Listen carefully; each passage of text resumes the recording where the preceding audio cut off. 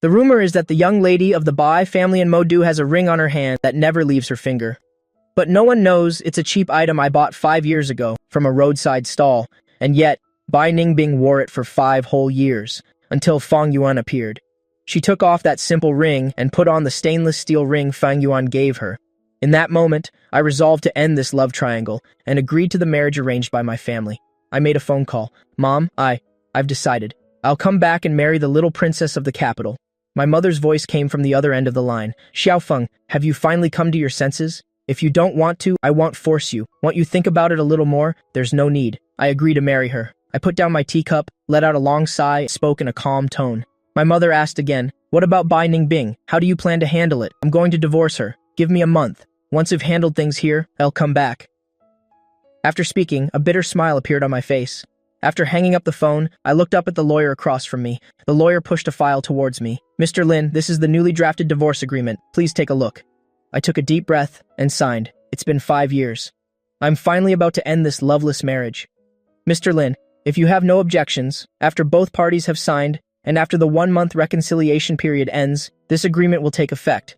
May I ask if your wife has arrived? The lawyer asked. I was looking over the detailed clauses of the agreement as I replied indifferently, she's not here yet, but I'll make her sign it. Very well, Mr. Lin. If there's anything you don't understand, feel free to call me anytime. The lawyer shook my hand, then stood up and left. Just then, the sharp click of high heels sounded from the door. A stunningly beautiful woman with a tall figure, delicate features, and skin as white as snow walked in. She is my legal wife, Bai Ningbing. What surprised me even more was that there was another figure beside her. Fang Yuan smiled and waved at me. Brother Feng. I looked at his fake expression and said coldly, I don't recall inviting you here, did I? Fang Yuan froze, then pretended to be pitiful. Brother Feng, did I do something to upset you? I frowned. Cut it out. Stop pretending. This trick of yours can only fool Bai Ningbing. It's useless on me. With that said, I lifted my teacup and turned to look out the window, too lazy to pay any more attention to this hypocrite. Seeing this, Bai Ningbing furrowed her delicate brows and snapped coldly, Lin Feng, you're a grown man. Why do you keep picking on Fang Yuan? What has he ever done to you? Then she turned and said gently to Fang Yuan, don't be afraid. I'm here. Fang Yuan even deliberately acted understanding and advised, Ningbing, don't blame Brother Feng. Perhaps he's just in a bad mood. Don't let me affect the relationship between you two. Hearing his hypocritical words, my stomach churned. Bai Ningbing asked impatiently, speak. What did you call me here for? The Yin family from Nan province has already sent someone to Tanjiang. I have to go meet them later. I can only give you 5 minutes at most. I sneered inwardly. Just the insignificant Yin family. Then I pushed the divorce agreement towards her. Nothing else. I need CEO Bai to sign this document. Bai Ningbing frowned slightly. Her intuition told her this document wasn't simple. But just as she was about to turn the first page, Fang Yuan beside her suddenly let out a miserable cry. The teacup in his hand fell to the ground and shattered. The scalding tea splashed all over him. Bai Ningbing hurriedly grabbed a napkin, wiping him down, while asking with concern, Are you okay? Did you get burned? What are you standing there for? Bring an ice pack now, she roared at the surrounding waiters. Seeing this scene, I was a little dazed. Bai Ningbing rarely lost her temper before. The last time was 5 years ago, when I went to buy our diamond wedding ring and was mocked by the staff for being too poor to afford it.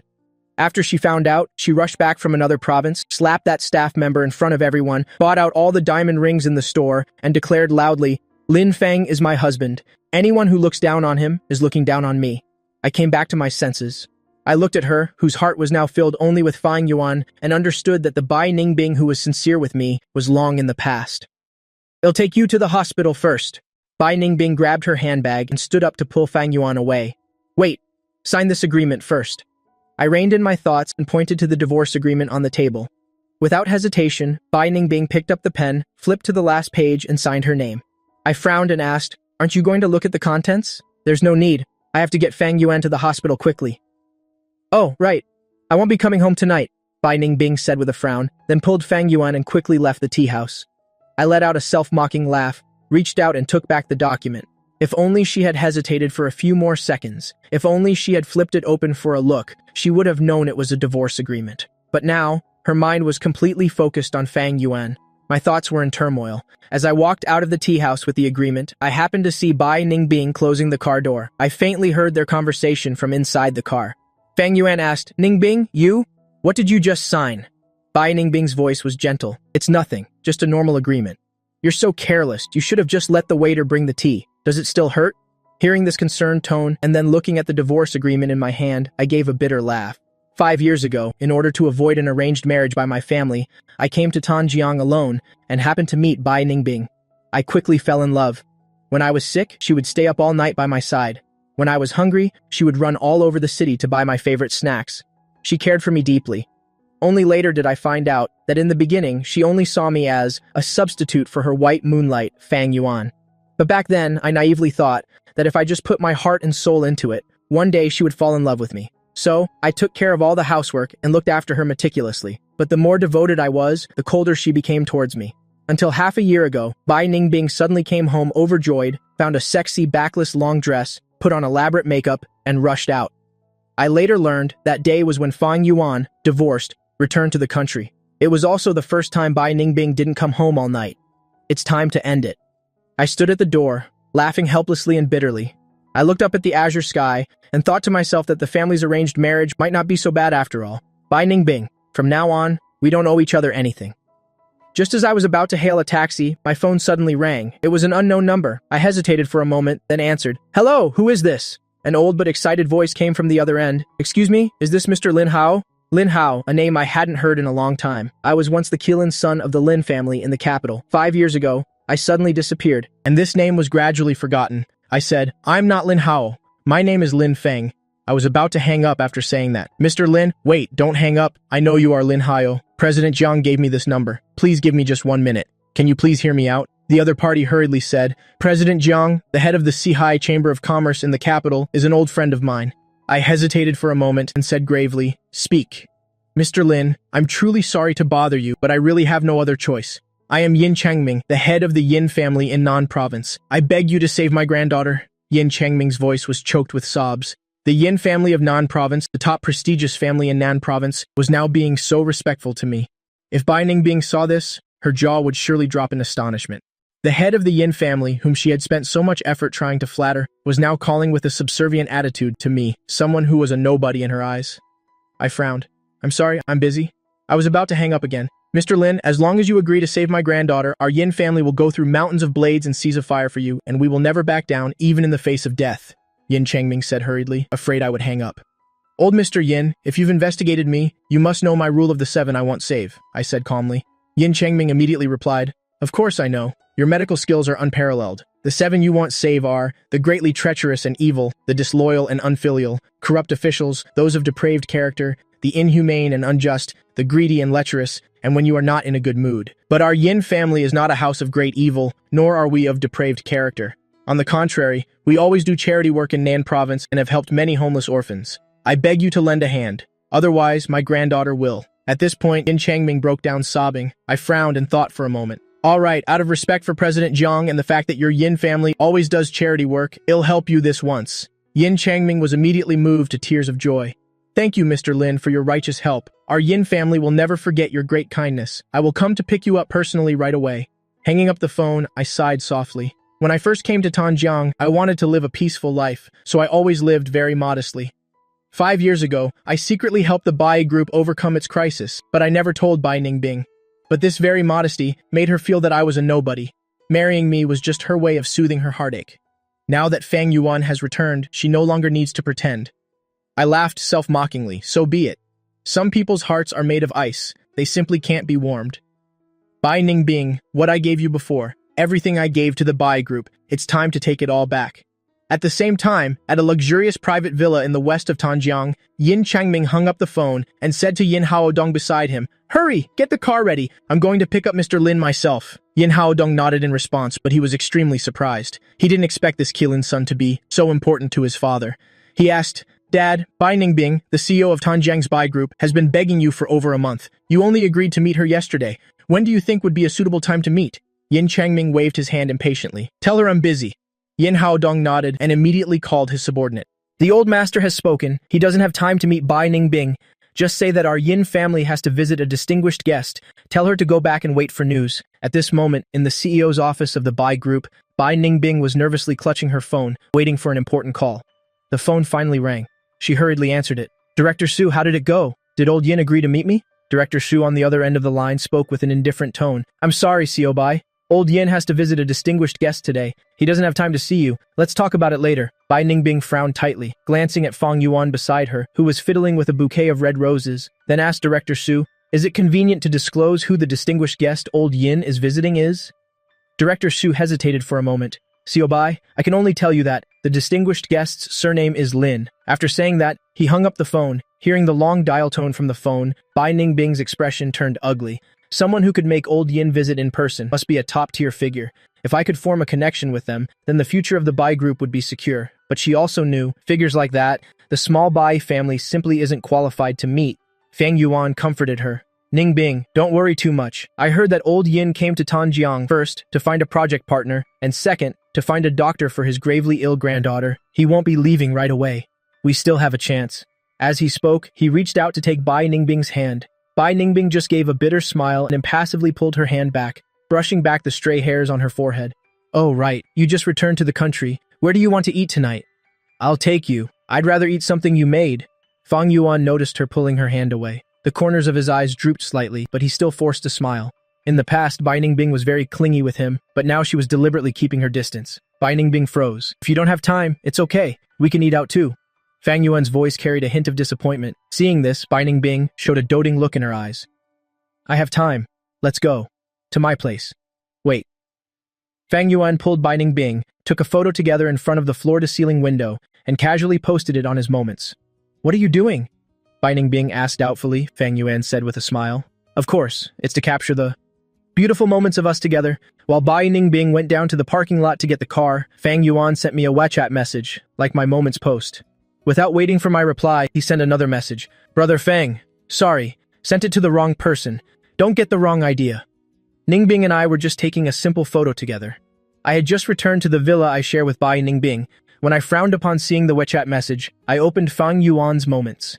In the photo, Fang Yuan had one arm around Bai Ningbing's shoulder and was making a heart shape with her. They looked like a sweet couple. I let out 2 cold laughs. Fang Yuan was obviously showing it to me on purpose, wanting to make me feel awkward. If it were before, probably would have gotten angry, but now I no longer cared. I nonchalantly hit like and even commented, the flowers are blooming beautifully. Blessings to you both. Putting the phone away, I sat on the sofa in the living room and let out a long sigh. The bridal chamber before me was the place where, 5 years ago, Bai Ningbing and I bought it together. The wedding photo was still hanging on the wall. Looking at it now, it was incredibly jarring, even a little ironic. Bai Ningbing's smile back then was so fake, a mechanical kind of smile, but after being married for 3 years, I never once noticed. We're already strangers to each other. Keeping this photo only disgusts me. Without any hesitation, I took the wedding photo down, held it, and threw it into the trash can outside. Lin Feng, what are you doing? Bai Ningbing had just finished parking on the side of the road when she saw this scene and felt that the photo frame looked a bit familiar, throwing out the trash. I said with a calm expression. Bai Ningbing walked over suspiciously, wanting to see what was in the trash can, but was interrupted by Fang Yuan getting out of the passenger seat. What's wrong? Then, he seemed to have just noticed me and said with feigned surprise, Brother Fang, you're home? What are you doing here? I frowned, sizing up this hypocrite. Brother Fang, you don't welcome me? Fang Yuan looked at Bai Ningbing with a wronged expression. Bai Ningbing didn't look at the trash can and said with dissatisfaction, What right does he have not to welcome you? This is my house, I scoffed, looking at the wronged Fang Yuan and Bai Ningbing who was protecting him, and asked mockingly, Do you mean you want me to leave? The atmosphere immediately became awkward. Bai Ningbing's face fell. Lin Feng, what do you mean? Do you always have to be so unreasonable and make everyone unhappy? I'm bringing Fang Yuan back just to have a meal together? Don't overthink it. I laughed self-deprecatingly. So you mean you'll personally cook for him? Bai Ningbing was stunned. She was silent for a moment, then said, Fang Yuan just returned to the country. The food outside isn't clean. What if? All right, no need to explain anymore. Just as you said, it's just a meal. I'm not that petty. I chuckled softly and walked into the villa without looking back. Bai Ningbing was left speechless by my words. Watching my receding figure, she suddenly felt that I had become very distant. The me of the past was always 100% obedient to her, Fang Yuan said with feigned remorse. Ningbing, it's all my fault. Maybe I should go, to avoid making Brother Fang angry again. It's fine, don't mind him, come in. Bai Ningbing smiled, but in her heart, she felt I was being too petty. Can't you just see Fang Yuan as a good friend? Pushing the door open and entering the living room, Bai Ningbing noticed at a glance that the wedding photo on the wall was gone. She immediately asked me coldly as I sat on the sofa reading documents, Where's the wedding photo? It was a bit of an eyesore and taking up space, so I put it away.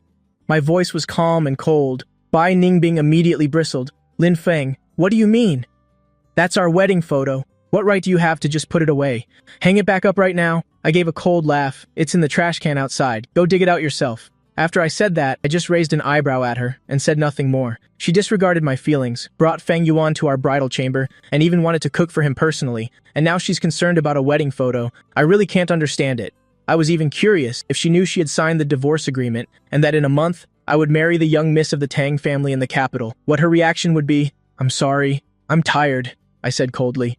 Bai Ningbing frowned slightly and was about to get angry when Feng Yuan came up from behind, peeking his head in to survey the house's layout, and asked with a smile, Ningbing, is this your and brother Feng's bridal home? It's not bad. I remember you once told me that, if we got married, we would decorate our bridal home just like this. The moment he finished speaking, the atmosphere in the living room instantly froze. Bai Ningbing's face stiffened, and she looked awkwardly at me sitting on the sofa. However, there wasn't a trace of dissatisfaction on my face. I didn't even ask a single question. In that moment, Bai Ningbing's heart ached. Lin Feng, I'm sorry. Feng Yuan also pretended to apologize. Brother Feng, I didn't mean it. But he couldn't hide the smugness in the depths of his eyes. I gave a cold laugh, my expression frigid. I said nothing more. All right, didn't you want to go cook for him? Then I won't disturb you anymore. I have somewhere to be, so I'll leave first. Where are you going? Bai Ningbing was a little worried. In the past 5 years, I had never been as unusual as I was today, so calm. This indifferent attitude made her restless, even a little panicked. To meet a friend, I said nonchalantly. Bai Ningbing frowned. A friend? What friend? Since when do you have friends? Why didn't I know, Xiao Bai? This is my personal business. I don't need to report it to you. I coldly walked out the main door. The sound of the door slamming shut made Bai Ningbing in the living room jump. Her expression grew even uglier, and she clenched her fists. Seeing that I had left, Feng Yuan said with a feigned sense of aggrievement, Ningbing, are you okay? Did I say something wrong to make Brother Feng angry? Should I go find him and bring him back? But the smugness and cold smile in his eyes had long since revealed his true intentions. Next would be his and Bai Ningbing's world for two. I'm fine. Bai Ningbing frowned and let out a sigh. Her complicated gaze looked towards the door. So what are we eating tonight?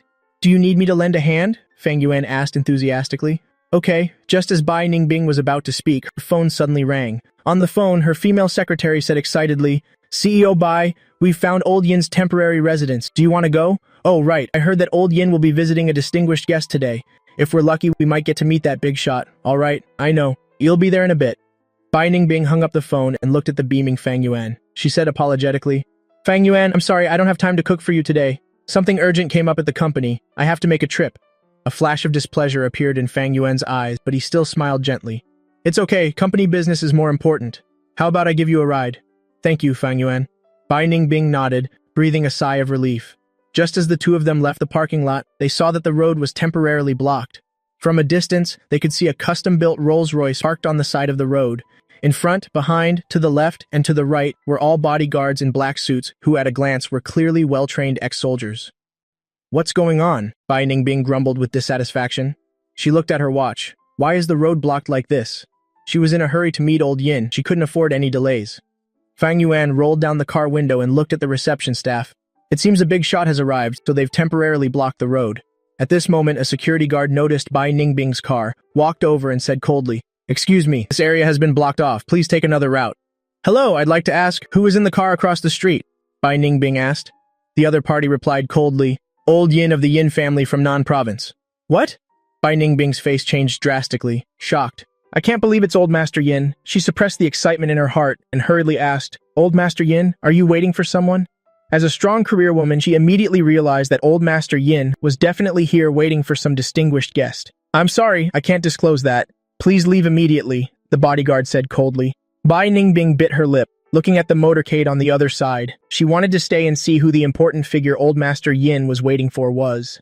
But the bodyguard's gaze was cold, and he even used his body to block the front of her car. She had no choice but to give up. The person Old Master Yin had to personally greet was not someone she could meet just because she wanted to. Ningbing, let's turn the car around. There will be more opportunities later. Feng Yuan reminded her from the side. Bai Ningbing nodded, gave the opposing motorcade a reluctant look, then slowly turned the car around and left. As she left, she kept watching through the rearview mirror. She saw the Rolls-Royce door open, and the person who got out was the head of the Nan Province Yin family, Yin Chengming. Just as she wanted to get a clear look at who Old Master Yin was greeting, she suddenly saw my figure appear in the rearview mirror. Bai Ningbing sat in the car, her eyes wide, staring at me in the rearview mirror with a shocked expression. Fang Yuan saw that her expression was off and followed her gaze to the rearview mirror. He asked doubtfully, "Ningbing, what's wrong?" Bai Ningbing hurriedly asked Fang Yuan, "Look, is that person opposite the head of the Yin family Lin Feng?" Fang Yuan looked around a few times but saw nothing. He said doubtfully, "Ningbing, are you too tired in seeing things?" As he spoke, he reached out to grab Bai Ningbing's hand. Bai Ningbing was stunned and quickly pulled her hand back, tucking a strand of hair behind her ear. She said awkwardly, "Maybe I really did see it wrong." She looked in the rearview mirror a few more times, confirmed that my figure was gone, and only then did she step on the gas and quickly drove away. She didn't know that if she had been just a few seconds slower, she would have seen a sight that she would never forget for the rest of her life. Yin Chongming and Yin Haodong quickly ran up to me, bowed deeply at a 90-degree angle, and respectfully and humbly called out, "Mr. Lin?" I glanced at them calmly and said faintly, "All right, head of the Yin family. I'm in a hurry, let's get in the car." "Yes, yes, yes." Yin Changming immediately leaned over, personally opened the rear door for me, and said respectfully, "Mr. Lin, after you." I nodded and got into the car.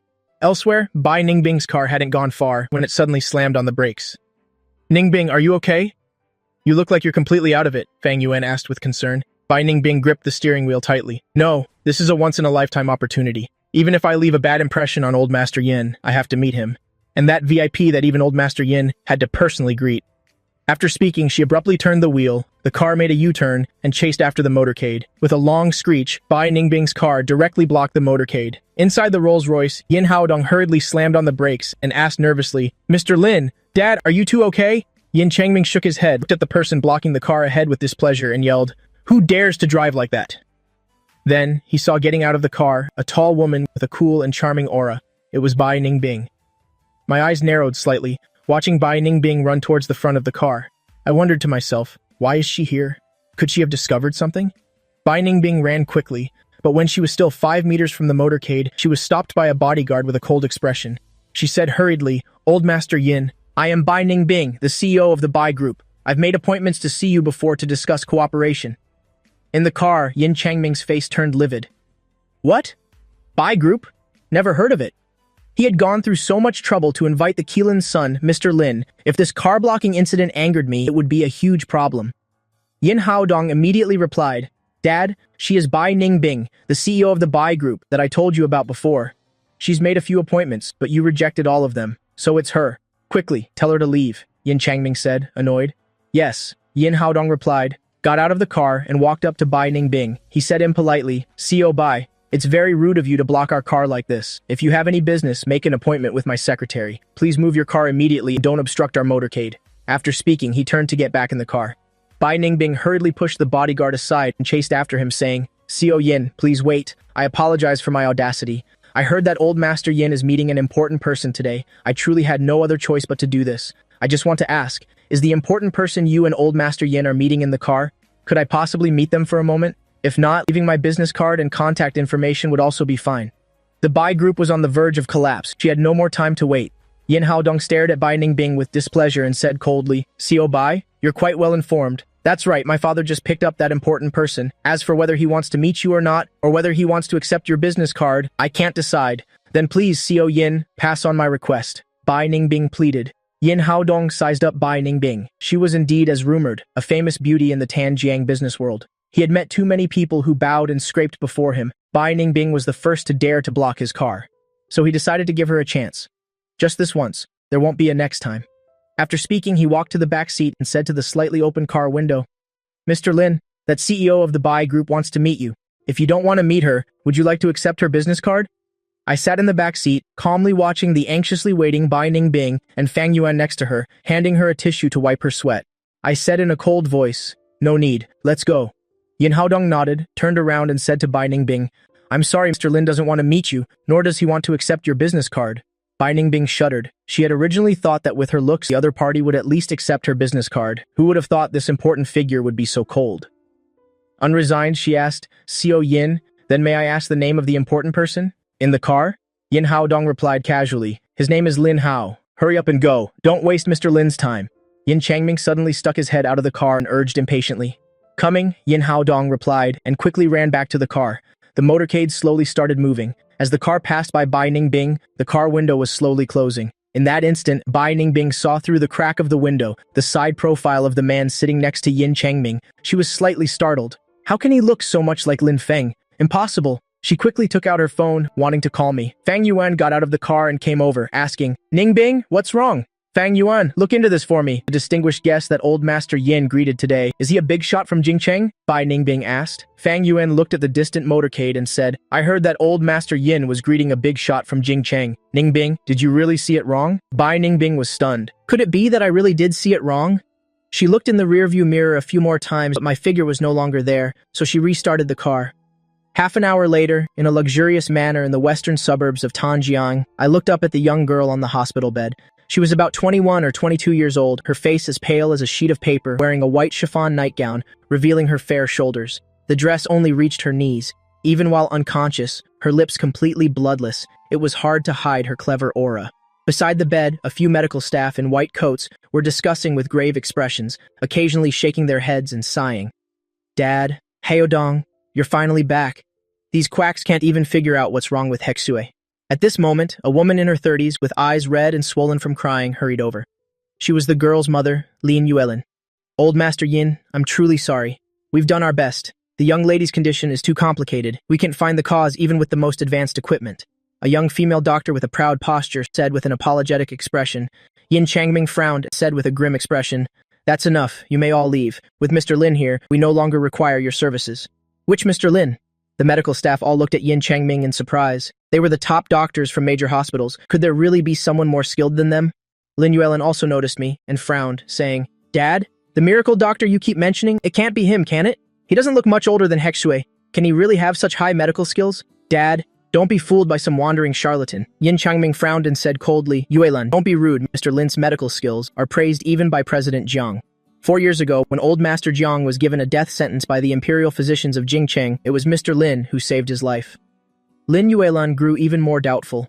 Half a month ago, I saw old Master Zhu with my own eyes, climbing the Great Wall in high spirits. He didn't look sick at all. Dad, could it be that you were deceived by President Jiang? After speaking, she turned to me again and questioned in a cold voice, Do you really know medicine? I know a little, I replied calmly. Just a little? Lin Yuelin frowned in dissatisfaction. Do you have any idea? Everyone who can enter this door is a famous doctor from Nan province. Even they are helpless. What makes you think you can come here? Yuelan, do not be rude! Yin Changming shouted coldly. What do you understand? The Tao begets one begets two begets three, and three begets all things. When Mr. Lin says he knows a little, he is being modest. Now hurry up and apologize to Mr. Lin, Lin Yuelan said, unconvinced. Dad, he's too young. What kind of medical skills could he possibly have? What if something happens to Hexue? Yin Changming's face darkened. Nonsense. Hurry up and step aside, Yuelin. Apologize to Mr. Lin now. Yin Haodong also tried to placate her. Stop making a scene. Why should I apologize to him? Not unless he can prove his medical skills. Lin Yuelin continued to shout. She would absolutely not let this brat examine her daughter. The corners of my mouth lifted slightly, and I let out a soft chuckle. Mom, are you sure you want me to prove it to you? Of course. Lin Yuelin's gaze was firm, she replied in a cold voice. I clasped my hands behind my back and said frankly, If I'm not mistaken, Mom, it's been nearly a year since you've had any marital relations, correct? What nonsense are you talking about? Lin Yuelin's face turned beet red, awkwardly defended herself. Madam, in the last 6 months, have you often felt hot all over with a dry mouth and tongue? You've seen many famous doctors, but the symptoms haven't subsided at all. As I spoke, I slowly turned to look at Yin Haodong, who was also blushing. Mr. Yin, in the last 2 or 3 months, has your wife's temper been especially erratic? Yin Haodong awkwardly licked his lips, not knowing how to answer. I continued. Actually, at you and your wife's age, marital relations not only provide mental refreshment, but can also balance yin and yang. Being abstinent for too long is actually detrimental to your wife's health. Lin Yuelan still wanted to argue, but Yin Haodong pulled her back. He nodded repeatedly. Thank you for your guidance, Mr. Lin. It's just my daughter's illness. At this moment, though Lin Yuelin was verbally unconvinced, she was already endlessly astonished inside. She no longer stepped forward to stop me. I walked up to the hospital bed, and after a thorough examination, I frowned. Yin Hexue wasn't sick at all. She was afflicted with a goo poison. The art of goo has always been secretive, and ordinary doctors would never be able to detect it. Fortunately, I have some knowledge of goo arts myself. Mr. Lin, what exactly is wrong with my granddaughter? Seeing me frown without speaking, Yin Changming asked anxiously, Goo poison. I stared at the unconscious Yin Hexue and said in a deep voice, What? Goo poison? Upon hearing those two words, everyone from the Yin family and the medical staff gasped in unison. After a moment of shock, Lin Yuelin suddenly sneered, "Hao Dong, Dad, is this the doctor you two found? Gu poison? I think he's just a charlatan. He couldn't figure out what's wrong with Hexue, so he just made something up." The other female doctor and medical staff members all smiled without saying a word. Yin Haodong frowned, his expression dark. "Yuelan, that's enough. Mr. Lin isn't like that." Just then, a cold voice came from outside the door. "When you can't find the cause of an illness, you use Gu poison to cover it up. How ridiculous." A slender young woman walked into the room, followed by a young man. The woman's figure, looks, and aura were all top-notch. "Brother-in-law, everyone, look who have brought." The young man was Yin Changming's brother-in-law, Lin Zidong. Yin Haodong immediately went to greet her. "Divine Dr. Shen, you're here." Shen Mengran nodded politely. To get her to come, Lin Zidong had gone to great lengths.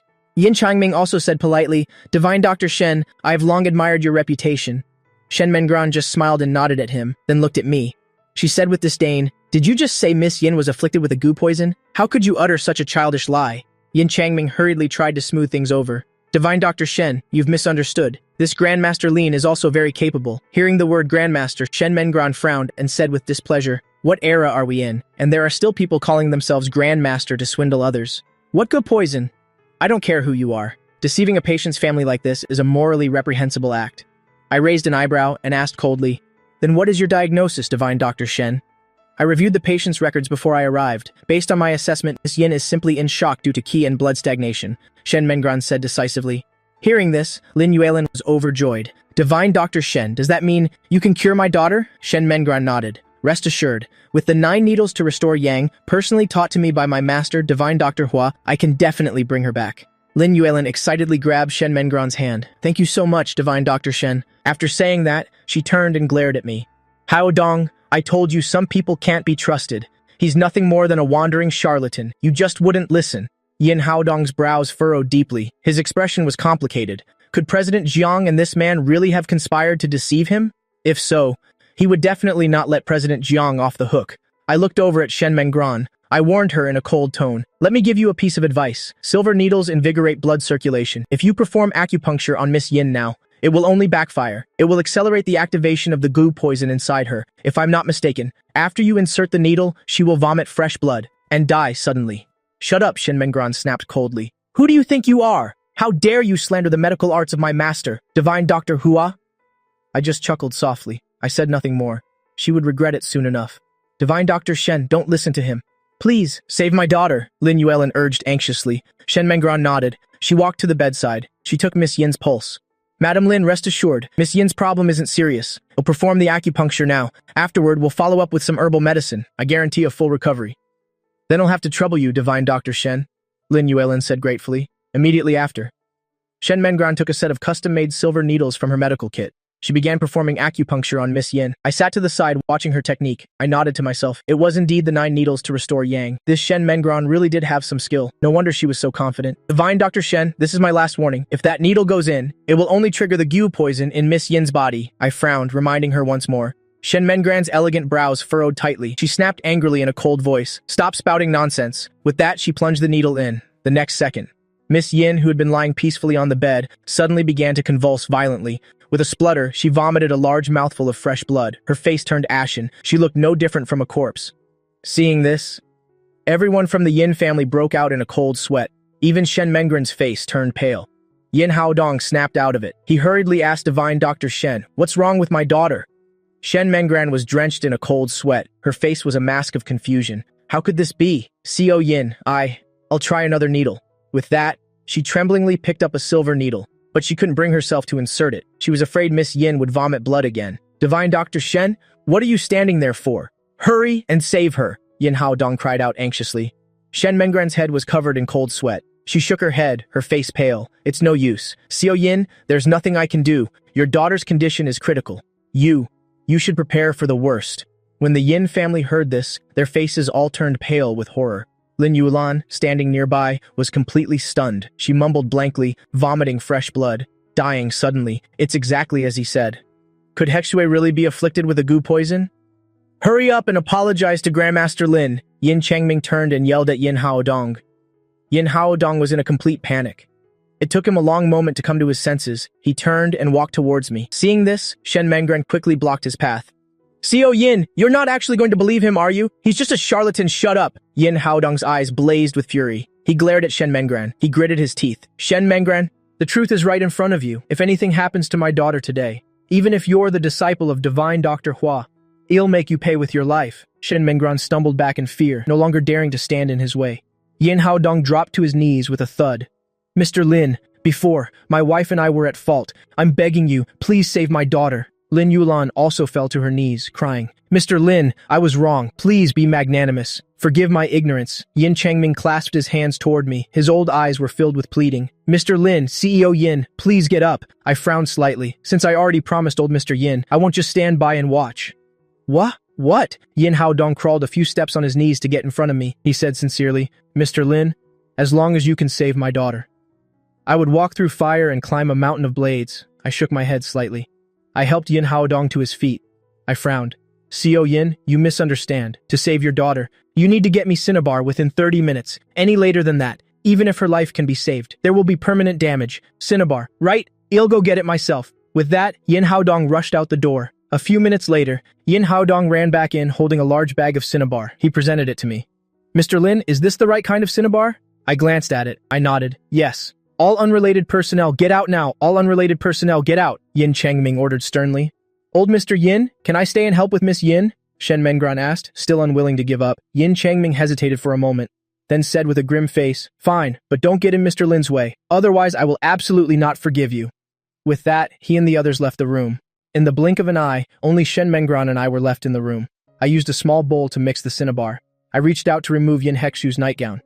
What are you doing? Shen Menguan cried out in alarm. She reached out to stop me. What are you trying to do to Hexue? I frowned. I said displeased. Would you rather do it? Shen Menguan bit her lip. She frowned. Go on. But I'm warning you. If you dare do anything improper to Miss Yin, I won't let you off. Couldn't be bothered to waste words. I quickly removed Yin Hexu's nightgown. A soft, alluring figure was revealed. I took a deep breath. Using paper as a brush, I dipped it in the Cinnabar and began to draw a talisman on her body. Her skin was soft and smooth, like silk. It was clear she was well cared for.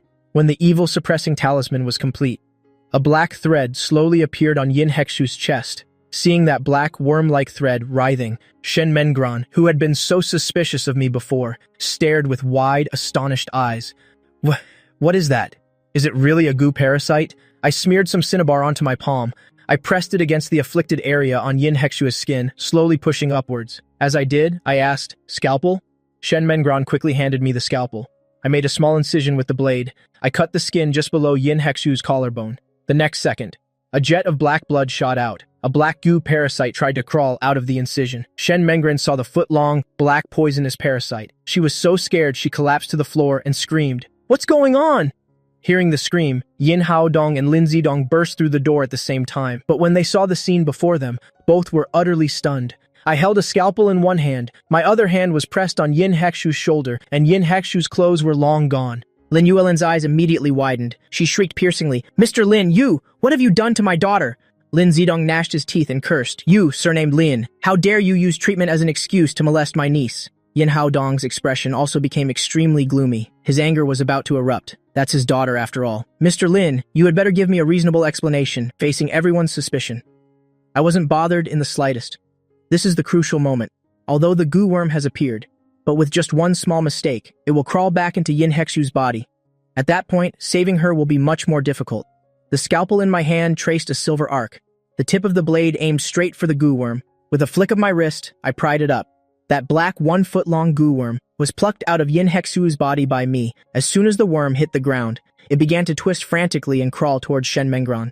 Shen Menguan was already so scared she had collapsed to the ground. Seeing this, she let out another scream. Her delicate little face instantly flushed red. She was so scared that she wet herself. Just as the goo worm was less than a meter away from Shen Menguan, I suddenly grabbed a handful of Cinnabar and scattered it.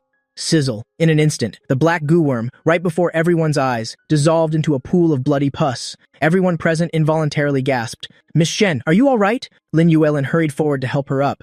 Shen Menguan was still terrified and hadn't composed herself. I'm fine. Shen Menguan's voice trembled. She used her clothes to cover her soaked lower half. She didn't even dare to look at me anymore. Mrs. Lin, could you find a room for me to change my clothes? Lin Yuelin was stunned for a moment. Then she nodded repeatedly. Of course you can. Miss Shen, please follow me. Mr. Lin, I misunderstood you just now. I hope you can be magnanimous. Yin Haodong looked at the pool of bloody pus on the ground. He said embarrassedly, "If I hadn't seen it with my own eyes, he wouldn't have dared to believe any of this was real." I waved my hand lightly. "It's nothing. In 3 minutes at most, Miss Yin will wake up." "Really?" Yin Haodong and Yin Chengming were immediately overjoyed. Just then, a faint cough was heard. The unconscious Yin Hexue slowly opened her eyes. "Hexue, you're finally awake." Yin Chengming and his son, along with the medical staff, quickly surrounded her. I'm just a little hungry." Yin Hexue furrowed her beautiful eyebrows. She subconsciously touched her chest. "It hurts so much. It feels like someone was massaging it all night." Hearing these words, Yin Haodong finally breathed a sigh of relief. He said to her, "Hexue, it's a good thing Mr. Lin saved you. Hurry and thank Mr. Lin." Yin Hexue turned her head with difficulty and said, "Thank you for saving my life, Mr. Lin. You're welcome." I gave her a slight nod. Then I said to Yin Haodong, "CEO Yin, Miss Yin is fine now. With a few days of rest, she can make a full recovery. If there's nothing else, he'll be taking my leave." Yin Changming quickly took a bank card out of his pocket. "Mr. Lin, it was all thanks to you. This 50 million is a small token of my gratitude. Please accept it." I smiled and shook my head. "There's no need. If it weren't for President Zhang's sake, I wouldn't have intervened. You should keep this money. A mere 50 million is nothing in my eyes." Yin Changming saw this. He frowned slightly, realizing he had just been a bit tactless. His eyes darted and he said, "Mr. Lin, a few days ago I happened to acquire an item. Perhaps you might like it. Please, follow me." With that, Yin Changming led me into the study. He took a wooden box from a bookshelf cabinet. He opened it carefully. Inside was a palm-sized jade green bronze cauldron. My eyes lit up. "The medicine god cauldron, Mr. Lin. This thing is of no use to me, but I believe it will be of great use in your hands. If you don't mind, please accept it." Yan Changming said. He held the wooden box out in front of me. I frowned slightly. "This isn't quite right. A gentleman does not take what another man cherishes. The value of the medicine god cauldron is beyond measure. Mr. Lin, please don't be so polite. Compared to Hexu's life, this medicine god cauldron is fundamentally nothing," Yin Chengming said. He bowed deeply to me, seeing his sincerity in gifting it. I no longer refused. I took the medicine god cauldron. "In that case, thank you for your generosity, old Master Yin." Seeing me accept it, Yin Changming smiled and said, "You're too polite, Mr. Lin. A fine sword is given to a hero. It's just that this old man has one more unreasonable request. I hope you can agree to it." I raised an eyebrow. "Please speak, old Master Yin." "Tomorrow morning, our Yin family will be holding at the Tianyi Hotel a pharmaceutical investment conference. At that time, we will select a partner company from dozens of pharmaceutical groups in Tanjiang. But our Yin family has just entered the pharmaceutical field and lacks connections. We would like to invite Mr. Lin to attend as a guest, to help us evaluate the formulas and finished medicinal products that those companies provide to see if they are truly reliable." Yin Changming looked at me with sincere eyes. I hesitated for a moment and nodded. "All right, I happen to have nothing to do anyway. You'll consider it a leisurely outing." Yin Changming was overjoyed. "Thank you, Mr. Lin. I will definitely come to pick you up myself then. Haodong, personally escort Mr. Lin home." I frowned. "Co Yin, there's no need to see me off. You'll just find a hotel nearby to stay at." Both Yin Changming and his son revealed looks of confusion. "Mr. Lin, you are?" I gave a bitter laugh. "It's nothing, just preparing for a divorce. I don't want to see her." "Divorce?" Yin Changming and Yin Haodong were both stunned. Immediately after, Yin Changming hurriedly took a set of keys from his pocket. "Mr. Lin, it was my lack of consideration. These are the keys to the Tanjiang Garden Villa. It's worth 300 million, a gift for you." Before he could finish speaking, I had already shaken my head. "There's no need. After the divorce cooling-off period ends, I will return to Jingcheng. Old Master Yin doesn't need to go to such expense." Yin Changming gave a forced laugh. "Mr. Lin, even if it's just for a few days' stay, it's still more convenient than a hotel. At worst, you can just return it to me later." After saying this without waiting for me to refuse, he said to Yin Haodong, "Haodong, personally take Mr. Lin there, then send a few housekeepers to clean it up." Yin Haodong took the keys. "Mr. Lin, let's go." It's hard to refuse such hospitality. I had no choice but to nod.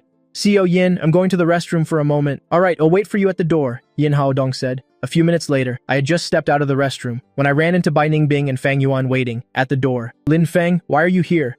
Bai Ningbing looked at me in astonishment. I frowned slightly. Looking at them, I said coldly, "Where I am. Has anything to do with you?" Bai Ningbing was stunned. My cold attitude made her feel estranged. "Lin Feng, do you know what you're saying? I'm asking you why you're here. Are you stalking me? Stalking you? Are you sick?" I shot her a glare, feeling baffled.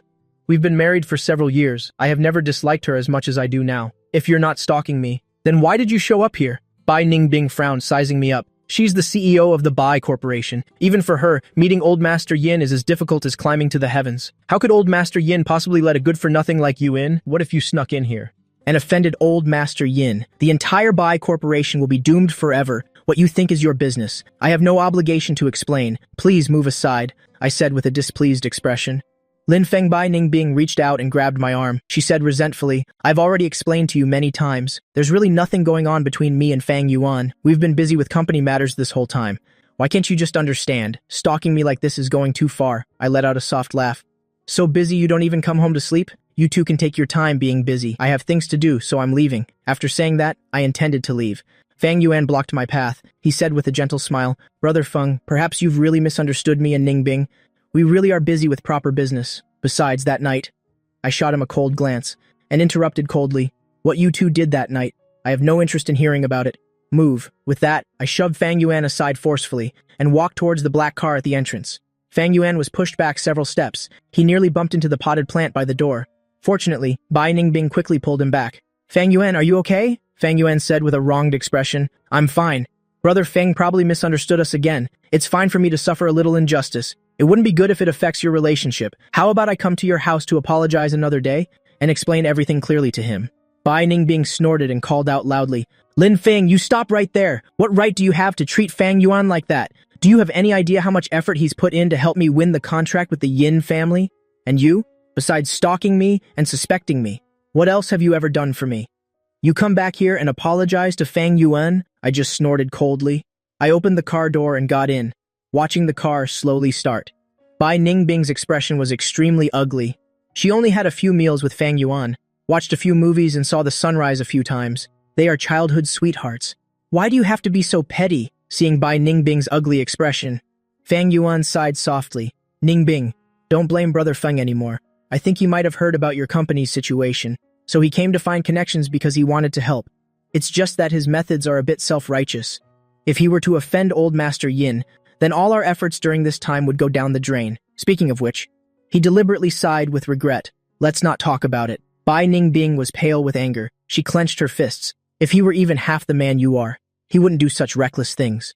She was truly exhausted right now. It's one thing for him to not be able to help, but he even goes around causing trouble. She didn't know how to maintain this marriage anymore. Just as Bai Ningbing was lost in thought, Fang Yuan's phone suddenly rang. He looked at the caller ID. A look of joy appeared on his face. It's Manager Shu calling. Hurry and answer. Ask him if he can find a way for us to meet Old Master Yin. Bai Ningbing's annoyance was swept away. She said, full of expectation. Fang Yuan pressed the answer button. Manager Xu, you were looking for me? On the phone, Manager Shu said, do you want to cooperate with our group? Tomorrow morning at 10 a.m. at the 11th floor conference hall of Tianyi Hotel. Old Master Yin and CEO Yin will personally preside over the signing ceremony. Whether you can sign the deal or not will depend on yourselves. He hung up right after speaking. Fang Yuan put his phone away. He said with a serious tone, Manager Xu informed us to attend the signing ceremony tomorrow morning. Old Master Yin and CEO Yin probably want to select a partner company on the spot at the conference. We have to present 1 or 2 special products. Otherwise, it will be very difficult to stand out. Special products? Bai Ningbing was a bit awkward. Suddenly, her eyes lit up. Our company has a beauty cream. It can remove scars in a short time. The effect is very good. It's just what? Fang Yuan hurriedly pressed. It's just that this beauty cream was specially formulated for me by Lin Feng. It hasn't been put into production yet. Besides, he's the one who developed it. Bai Ningbing was a bit embarrassed. She had treated me very badly just a moment ago. Now she had to go and beg me. She really couldn't bring herself to do it. Ningbing, I think Brother Feng is a reasonable person. Why don't you give him a call and see? Fang Yuan forced a smile, hiding his embarrassment. I guess that's the only way. Bai Ningbing took a deep breath and took out her phone to call me, but the call was disconnected as soon as it connected. She was so angry her hands were shaking. She called again more than 10 times. Each time the call was immediately disconnected. Ningbing, stop calling. Brother Feng must be furious. Fang Yuan said, how about we think of another way? Let someone else attend in Brother Feng's place. After all, it's just attending a signing ceremony. As long as we get the cooperation contract, Brother Feng will also be a beneficiary, he said meaningfully. That's right. Bai Ningbing suddenly had a realization. Why didn't I think of that just now? After all, it's just a formula he casually wrote down. It's fine to have someone else replace him for a bit. Thinking of this, she looked at Fang Yuan. Fang Yuan, tomorrow you'll take Lin Feng's place. Attend the Yin family signing ceremony. A glint of joy flashed in Fang Yuan's eyes, but his face feigned difficulty. Ningbing. This isn't very appropriate. There might be a lot of media coverage at that time. Wouldn't I be stealing Brother Feng's spotlight? There's no time left. Let's just decide on that. Bai Ningbing interrupted him. We must win the cooperation with the Yin family. I think even if Lin Feng finds out, he won't mind. After all, this is for the company's development. As soon as Bai Ningbing and Fang Yuan returned to the company, they called the head of the R&D department into the office. I remember over a year ago, Lin Feng, did he ever give you that formula? The one that can remove scars? Bai Ningbing asked seriously. The head of the R&D department, Chen Hao, nodded repeatedly. Of course I remember. I still have it stored here. Turn this formula into a finished cream overnight. Then give the ingredient list to Fang Yuan to look over, Bai Ningbing said. Chen Hao frowned. "CEO Bai," Mr. Lin said. "This formula still has flaws. It can't be mass-produced and sold." Before Bai Ningbing could speak, Fang Yuan said with a stern face, "Director Chen, let me ask you, who owns this company? Who pays your salary?" Chen Hao bit his lip, troubled. He lowered his head. "CEO Bai told you to quickly make the formula. It's to win the cooperation with the Yin family. It affects the future of the Bai group. As a company employee, you should give your all for the company's development, understand?" After Fang Yuan finished speaking, he turned back to look at Bai Ningbing. "Ningbing, am I wrong?" Bai Ningbing smiled at Fang Yuan, then said to Chen Hao, "Director Chen, just do as I say." Chen Hao took a deep breath and had no choice but to nod. "All right, I'll get on it right away." After saying that, he quickly walked out of the office. But he couldn't shake the feeling that something was wrong. I had said the formula had flaws, but I didn't specify what the flaws were. At this time, in the Namjiao Villa, I was on a video call with a middle-aged man on the other end. The man on the screen was over 40 years old. He had a dignified appearance. It was my father, Lin Guolong. "Xiao Feng, old Master Tang, has suddenly fallen gravely ill. The matter of your marriage to the young miss of the Tang family, I'm afraid it will have to be postponed for a while." Lin Guolong looked at me with a heavy expression. He paused for a moment, then spoke again. "If you don't have anything important going on, you should come back quickly to treat old Master Tang. Perhaps?" Before he could finish, I interrupted him. "Dad, I don't owe the Tang family anything. Agreeing to marry her was only to save face for you and Grandpa. Why should I go all that way back to treat old Master Tang?" Seeing me refuse so bluntly, Lin Guolong understood his son's temperament. He didn't say any more. "Fine, if you won't treat him, you won't treat him." "Oh, right, when are you coming back?" "A month or a month and a half," I said thoughtfully. "Why so long? It's not because of that woman, is it?" Lin Guolong frowned. His tone was a bit displeased. "Because of her?" I chuckled softly. "I wouldn't waste a month because of her. As for the specific matter, Dad, don't ask anymore. Just take good care of Mom. I have another call coming in. I'm hanging up now." After saying that, I hung up the phone. Seeing the caller ID was Chen Hao, I answered the call. "What is it, Brother Feng? Do you remember a year ago after CO Bai injured her ankle?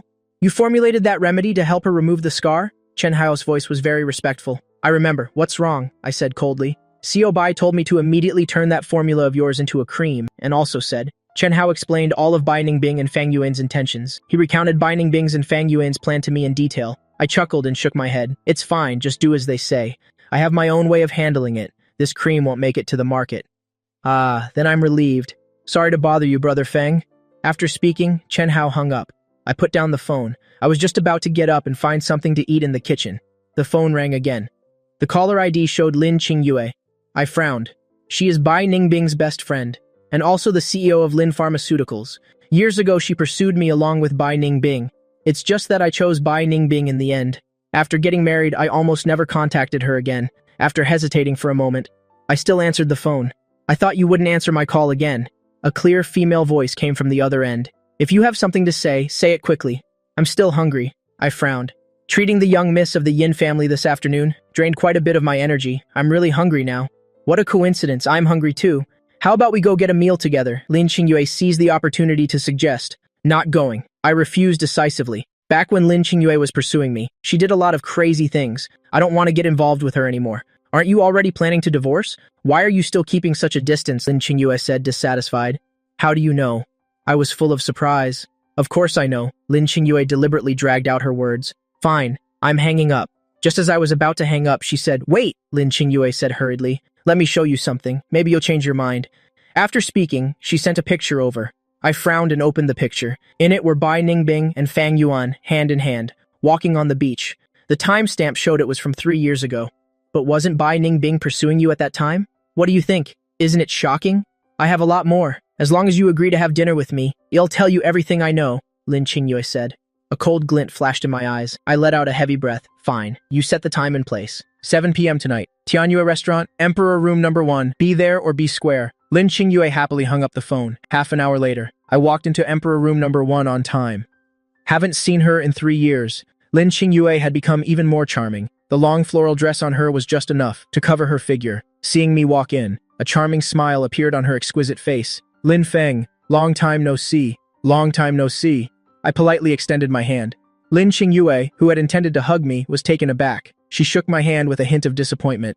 Sit down, order whatever you want to eat. After sitting down, Lin Qingyue handed me the menu. I casually ordered a few of my usual favorite dishes. I took a sip of water and looked at her. You're looking for me because of the cooperation with the Yin family, right? Lin Qingyue was stunned for a moment. I didn't expect you to be so direct. Others may not understand you, but how could I not know? With your medical skills, it's not hard to come up with one or two formulas. I heard that Bai Ningbing injured her ankle a year ago. If it weren't for your formula, she would have had a scar long ago, for the past 3 years. Although she hasn't contacted me, she has always been secretly following my news. Why should I help you? I looked up at Lin Qingyue. My tone was cold. I can provide you with evidence. To help you take back everything that belongs to you, Lin Qingyue said. She opened her social media feed and handed the phone to me. Look, these are her posts from the past few years. As expected, there was a lot of content that I couldn't see. I also know. Over the years, many of the BI Group's flagship products were actually researched and developed by you, even by normal cooperation standards. You should have at least half of it. I ignored what she said. I lowered my head and scrolled through Bai Ningbing's social media feed. One by one, photos of Bai Ningbing and Fang Yuan on the beach. Photos of them strolling, holding hands, and shopping appeared before my eyes. Doesn't it hurt your heart? Lin Qingyue said. Let me tell you another secret. Everyone else can see these photos, including her parents and friends. Only you can't see them. I let out 2 cold laughs. Only now did I understand why the last time I went with Bai Ningbing to attend her class reunion. Everyone looked at me with strange eyes. Hundreds of intimate photos of Bai Ningbing, with Fang Yuan on her social media, were like knives stabbing into my heart. I put the phone down and looked at Lin Qingyue. What's the point of showing me these things now? Everything about her has nothing to do with me anymore. I just don't want you to continue being deceived. Lin Qingyue said, Lin Feng, as long as you provide our company with formulas like the ones the BI Group has, I can give you a 30-70 split. 70 for me, 30 for you. How about it? Seeing that the photos couldn't make me angry, she had to play her final card. Normally, I should be furious right now. I let out a soft laugh. I looked at her and said, to cooperate with me. The Lin family isn't qualified yet. After speaking, I slowly stood up and walked out of the private room. When I reached the door, I suddenly stopped. However, I can give you a blood pressure lowering formula, but you only have 1 night to make it. Whether you succeed or not is up to you. After speaking, I wrote a prescription and threw it on the table, then quickly walked out of the room. Lin Feng, wait! Lin Qingyue was completely stunned. I had refused to cooperate. Why would I still give her a formula? The next day, on the 11th floor of the Tianyi Hotel, the conference hall was packed with people. The beauty cream from the Bai Group and the special blood pressure medication from the Lin Group were hard to tell apart in quality. Even the Yin father and son found it difficult to make a decision. Didn't I tell you to send someone to pick up Mr. Lin? Why isn't he here yet? Yin Changming frowned deeply. He said to Yin Haodong with dissatisfaction, Dad, there's traffic on the road. Mr. Lin won't be here for another 10 minutes or so, Yin Haodong said helplessly. But with so many people watching, we can't wait another 10 minutes. Yin Changming looked at the VIPs and reporters in the audience. His heart was burning with anxiety. Dad, I've already made some inquiries. Miss Bai is Mr. Lin's wife. Although they're in the process of divorcing, they still have 3 years of marriage between them. Who knows if they might remarry? As I see it, we might as well give the collaboration opportunity to the Bai Group. I believe that after Mr. Lin finds out, he will understand our good intentions, Yin Haodong said. Yin Changming nodded repeatedly. Makes sense? Then you should make the announcement. Yin Haodong stood up and said, Although the blood pressure medication from the Line Group has remarkable effects, after careful consideration, we have decided to officially sign the contract with the Bai Group. In the audience, Bai Ningbing and Fang Yuan were immediately overjoyed. Next, please welcome the researcher of this beauty cream, Mr. Fang Yuan, along with the CEO of the Bai Group, Miss Bai Ningbing, to the stage to complete the signing ceremony. Yin Haodong announced, Thank you, President Yin, for your favor. Fang Yuan stood on the main stage. He was so excited that his whole body trembled. Just then, a discordant voice came from the door. President Yin, I do not agree with you signing a contract with the Bai Group. I slowly walked into the hall. Mr. Lin? The Yin father and son were filled with astonishment. Could they have been wrong? I never wanted to give the collaboration to the Bai Group in the first place, if that's the case. Didn't they just do something unnecessary? The moment Fang Yuan, under the stage lights, saw me, his expression immediately turned ugly. Why didn't you come earlier or later? But had to come at this exact moment. Although he was very tense, he didn't panic at all. He was certain that I would absolutely not, in a public place, embarrass Bai Ningbing. That's why he dared to let Bai Ningbing replace me as the researcher. Bai Ningbing, with an ugly expression, stepped down from the main stage and quickly walked up to me. She frowned and asked, Lin Feng, what are you doing here? Move aside. I came for him. I didn't spare her any face. I pointed at Fang Yuan on the stage and said loudly. The thousands of guests at the scene were all filled with astonishment. They looked towards Fang Yuan, whose expression was unnatural. Fang Yuan saw that I was disregarding Bai Ningbing's feelings. His heart tightened. Brother Feng, can we talk about our misunderstanding at home? Today is very important for Ningbing and the Bai group. Before he could finish speaking, I raised my hand and slapped him hard across the face. Brother Feng, why did you hit me? Fang Yuan looked at Bai Ningbing with a wronged expression. Just as Bai Ningbing was about to pull me away, she was pushed aside by me. I pointed at Fang Yuan's nose and yelled coldly, "Who gave you the nerve to take the beauty cream I developed and use it to commit fraud?" As soon as these words were spoken, the whole auditorium was in an uproar. My God, what's happening? I heard this line Fang is a freeloader. Did he really develop this beauty cream? If it's true, then this is truly shocking news. Hearing everyone's discussion, Bai Ningbing's face immediately changed color. She hurriedly pulled my arm and said in a low voice, Lin Feng, stop causing trouble. Whatever it is, let's talk about it at home. Don't, on such an important occasion, make me and Fang Yuan lose face, okay? Get lost. I shook her hand off. I walked up to Fang Yuan and said coldly, Fang Yuan, I'm warning you. Stealing someone else's research is against the law. If you don't want to go to jail, then tell the truth in front of all the media. Fang Yuan's face immediately turned pale. He stared at me, stunned. He panted and said, Brother Feng, I know you haven't accomplished anything since getting married. You want to prove yourself in front of Ningbing, but you can't force me to lie. I burst out laughing. I clapped him on the shoulder and said coldly, Fang Yuan, I'm afraid you don't even know the formula for this beauty cream, do you? Even if you had the full formula, you wouldn't understand how to compound traditional Chinese medicine. At this point, I snatched the jar of beauty cream from Fang Yuan's hand. I said to the reporters in the audience, I formulated this beauty cream a year ago when Bai Ningbing injured her ankle. It can indeed remove scars, but it uses a traditional Chinese medicinal herb called Wu Si Teng. This herb contains a lot of melanin. After use, it will cause irreversible melanin deposits. Without the neutralizing decoction I provide, it will leave the user with irreparable damage. After speaking, I turned to look at Yin Haodong, President Yin. I wonder if the Yin Group's inspection team has arrived at the scene. Yin Haodong immediately called to the people at the door, Someone, quickly take this for testing according to Mr. Lin's words. Only then did I walk up to Fang Yuan with my hands behind my back. I said with a cold laugh, Unexpected, isn't it? This beauty cream originally had an irreparable flaw. What do you have to say for yourself now? Do you need me to help you call the police? Fang Yuan clenched his fists. He had originally thought he could rely on this beauty cream to become the new star of the medical world, but my words had completely destroyed his future and reputation. He was unwilling to accept it, but there was nothing he could do. Tears of humiliation flowed uncontrollably. Seeing Fang Yuan shed tears, Bai Ningbing couldn't hold back anymore. Lin Feng, what are you doing? Isn't it just a formula? What's the big deal? Do you have to push Fang Yuan into a corner? I snorted coldly. Why not? That's my formula. Even if I were to throw it in the trash, it's not his turn to take it and commit fraud.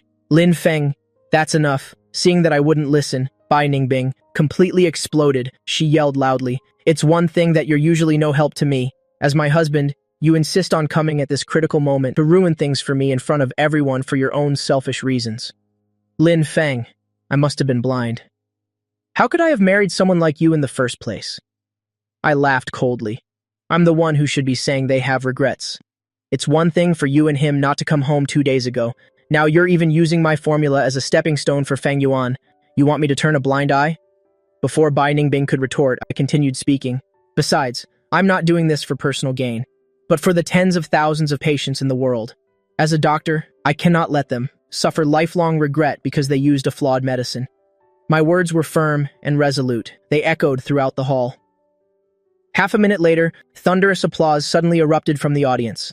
At this moment, the head of the inspection department quickly stepped onto the main stage. He said to Yin Haodong, President Yin, Unbelievably, after testing, this beauty cream does indeed contain a lot of melanin. Yin Haodong raised an eyebrow. If someone were to use it, what would be the consequences? It would leave dark spots. Moreover, they cannot be removed.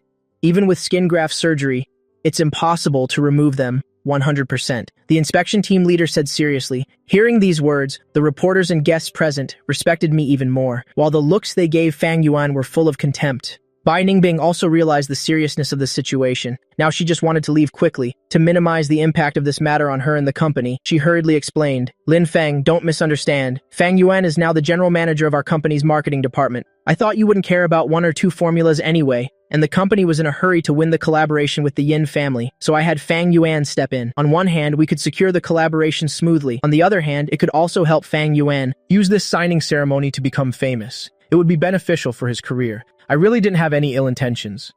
Lin Feng, why do you have to be so petty? The formula I developed, why should he get to use it to glorify himself? Even though you and I were once married, that is still my personal achievement. Don't you think you should have asked for my opinion first? I retorted. Bai Ningbing glared at me, her eyes filled with anger. She took a deep breath and said resentfully, so what if I was wrong? Stop making a scene. It's just one formula. It's really not worth all this. I laughed coldly. Just one formula? 2 years ago, when the Bai group was at its lowest point, if I hadn't given you 5 formulas at once, could you have recovered the several flagship products in your company? Which one wasn't from a formula I provided? And you still think this is just about one formula? The guests in the audience all looked at me in astonishment. The 6 core medicines of the Bai group are all products for treating hard-to-cure chronic diseases on the market. Just one of them could become the flagship product of other companies. Lin Feng, I'm begging you, let's talk about this at home, Bai Ningbing said, losing control of her emotions. Why force yourself?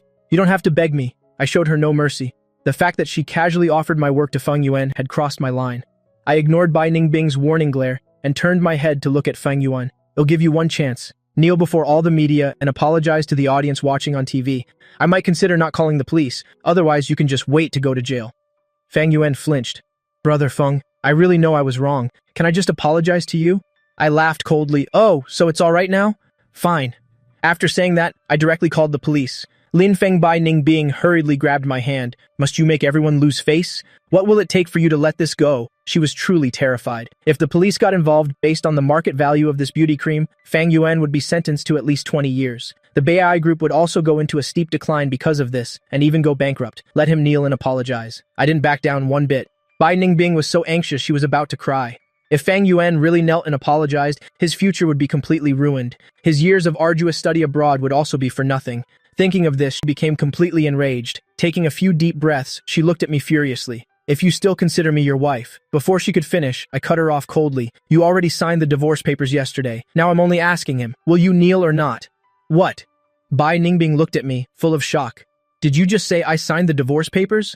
What divorce papers? It's understandable that you don't remember. At that time, your white moonlight was scalded by hot tea. You were busy taking him to the hospital. How could you have the presence of mind to look at the agreement? I laughed coldly. Bai Ningbing only then remembered the scene at the tea house. At the time, she was wondering what I had made her sign. She never expected it to be divorce papers. I looked at Bai Ningbing, who was standing there stunned, and raised the microphone to say to everyone in the audience, Ladies and gentlemen, it's not that I, Lin Feng, am heartless and ungrateful, but that Bai Ningbing here went to great lengths to care for her white moonlight Fang Yuan, even bringing him into the company as the marketing general manager. Then she failed to come home for 2 consecutive nights. Now she even takes my research achievements and uses them as a stepping stone for Fang Yuan. Tell me, everyone, who could tolerate such a woman? The people in the audience were both shocked and contemptuous as they looked towards Bai Ningbing and Fang Yuan. Lin Feng, you've gone too far. Bai Ningbing was completely furious. She couldn't believe I thought she was so dirty.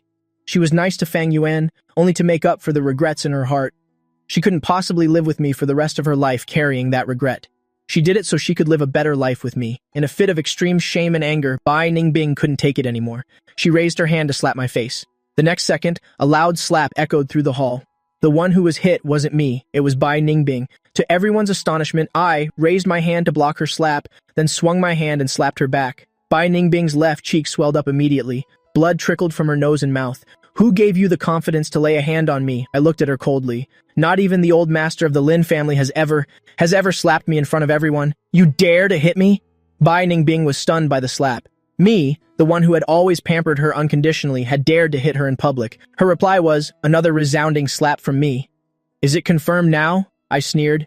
This scene made the guests in the audience look at each other. Yin Changming and his son were even more astonished.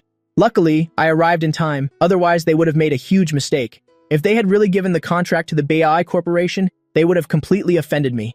No, after this press conference, I must have all companies associated with the Yin family sever all ties with the Bai Corporation. Bai Ningbing held her face, tears streaming down. Lin Feng, are you still the man who spoiled me to the heavens? Married for 3 years, let alone hitting me, you never even raised your voice at me. No matter how stubborn I was, you were always gentle and polite. Cut the crap, Fang Yuan. Are you going to kneel or not? Just give me a straight answer. I couldn't be bothered with her anymore, and loudly questioned Fang Yuan. It was the first time Fang Yuan, in front of so many people, was questioned like this. His eyes welled up with tears threatening to fall. Bai Ningbing wiped her tears, forced a smile, and walked up to me, pleading in a low voice. Honey, I'm begging you, don't let Fang Yuan lose face in front of everyone, okay? If he kneels, his future will be truly ruined. How could he make a name for himself in the medical field after this? I chuckled softly, ignoring Bai Ningbing, and looked at Fang Yuan. What's wrong? Didn't you always claim to be a great talent returned from abroad? All you can do is hide behind a woman and cry? Are you even a man? Cut the crap. Kneel or not. Give me a straight answer. Bai Ningbing took a deep breath and said patiently, Lin Feng, I'm begging you, please don't pursue this any further. Fang Yuan just returned to the country. He's just started to build a foundation for his career. I impatiently cut Bai Ningbing off. I didn't want to get into it with you this much at first, but you've successfully pissed me off. With that, I picked up the microphone and pointed at Bai Ningbing. You should remember that 2 years ago I gave 5 formulas to your Bai Corporation, right? And last summer, that heart disease formula that you demanded from me. Now I am formally demanding you to immediately stop the production of these 6 medicines, and within 1 week, you must return the patent rights for these 6 formulas. Otherwise, the BAI Corporation can wait for a letter from my lawyer. Then I turned to face the crowd below the stage. I know that among you here, many have worked with or are currently working with the BAI Corporation, or are currently working with them. I am officially announcing here that I am revoking the patent rights for the 6 flagship drugs that the BAI Corporation is currently selling. If any company continues to sell the related products, I will hold them accountable for copyright infringement. I hope you all know what's good for you. As soon as these words were spoken, Bai Ningbing beside me was completely stunned. She never expected that, no matter what, I would dare to revoke the patent rights for these 6 formulas. Lin Feng, do you know what you're saying? She was truly terrified. Without these 6 formulas, the BAI Corporation basically has no valuable products. Are you deaf or do you not understand human language? I shot her a sideways glance, then looked impatiently at Fang Yuan. Yin Changming, who had been silent until now, gave Yin Haodong a signal. They had misunderstood my intentions earlier. Now was the perfect opportunity to correct their mistake. Yin Haodong immediately understood. His face darkened as he snorted coldly. You, surnamed Fang, who gave you the guts to deceive my Yin family? Do you think my Yin family is a pushover? Yin Haodong's furious roar made the staff nearby step back repeatedly. The guests in the audience also all turned to look at Fang Yuan with pity. Everyone knew that CEO Yin had always been refined and rarely got angry. CEO Yin Just as Fang Yuan was about to defend himself, Yin Haodong lifted his foot and kicking him hard in the stomach. Fang Yuan was sent flying more than a meter and fell to the ground with a thud. Men, beat him to death for me. Beat him until he kneels and apologizes, Yin Haodong roared. 2 bodyguards in black immediately stepped forward, walking towards Fang Yuan. Wait a moment. Bai Ningbing hurriedly rushed forward to shield Fang Yuan. She knew very well, with the power of the Yin family, let alone just beating up Fang Yuan, even if they broke his legs, no one would dare to cause trouble for the Yin family. It was better to admit defeat now than to let the Yin family's men beat Fang Yuan half to death. Fang Yuan, stop it. Don't be so stubborn. Just kneel and apologize. Bai Ningbing advised helplessly. Bai Ningbing, what are you saying? Fang Yuan looked at her in disbelief. You want me, in front of so many reporters, in front of the cameras, to admit that I stole the research of that useless Lin Feng? Do you know what this one kneel would mean for me? My future will be completely ruined, in his eyes. As long as Bai Ningbing was a little more determined, even if she threatened him with death, today's matter could be resolved peacefully. At least he wouldn't have to kneel and apologize. Fang Yuan, see the situation clearly. Bai Ningbing sighed helplessly. You've seen it too. Even the Yin family is on his side. Can you fight against the Yin family? Fine. I'll kneel. Fang Yuan gritted his teeth, his eyes filled with resentment and humiliation. He stood up and knelt with a thud in front of the cameras. Kowtowing, he shouted unwillingly, I'm sorry. I was wrong. I shouldn't have, without knowing about the side effects. Stolen someone else's research. I, Fang Yuan, apologized to everyone. After saying that, he kowtowed 3 times resoundingly. He would remember this humiliation for the rest of his life. One day, he would repay me, 10, 100 times over. Wait, just as Fang Yuan was about to stand up, Yin Haodong lifted his foot and stepped on his shoulder. CO Yin, I've already kowtowed and apologized. Can I go now? Fang Yuan held back his tears, looking up pitifully at Yin Haodong. Yin Haodong sneered, his expression suddenly sinking. You stole Mr. Lin's research. Shouldn't you kowtow a few times to Mr. Lin and apologize while you're at it? What? Fang Yuan clenched his fists, his knuckles cracking. To tell him, a top student returned from abroad, to kowtow and apologize to that good-for-nothing loser was worse than killing him. Yin Haodong snorted coldly and looked at the media reporters. End the live stream now.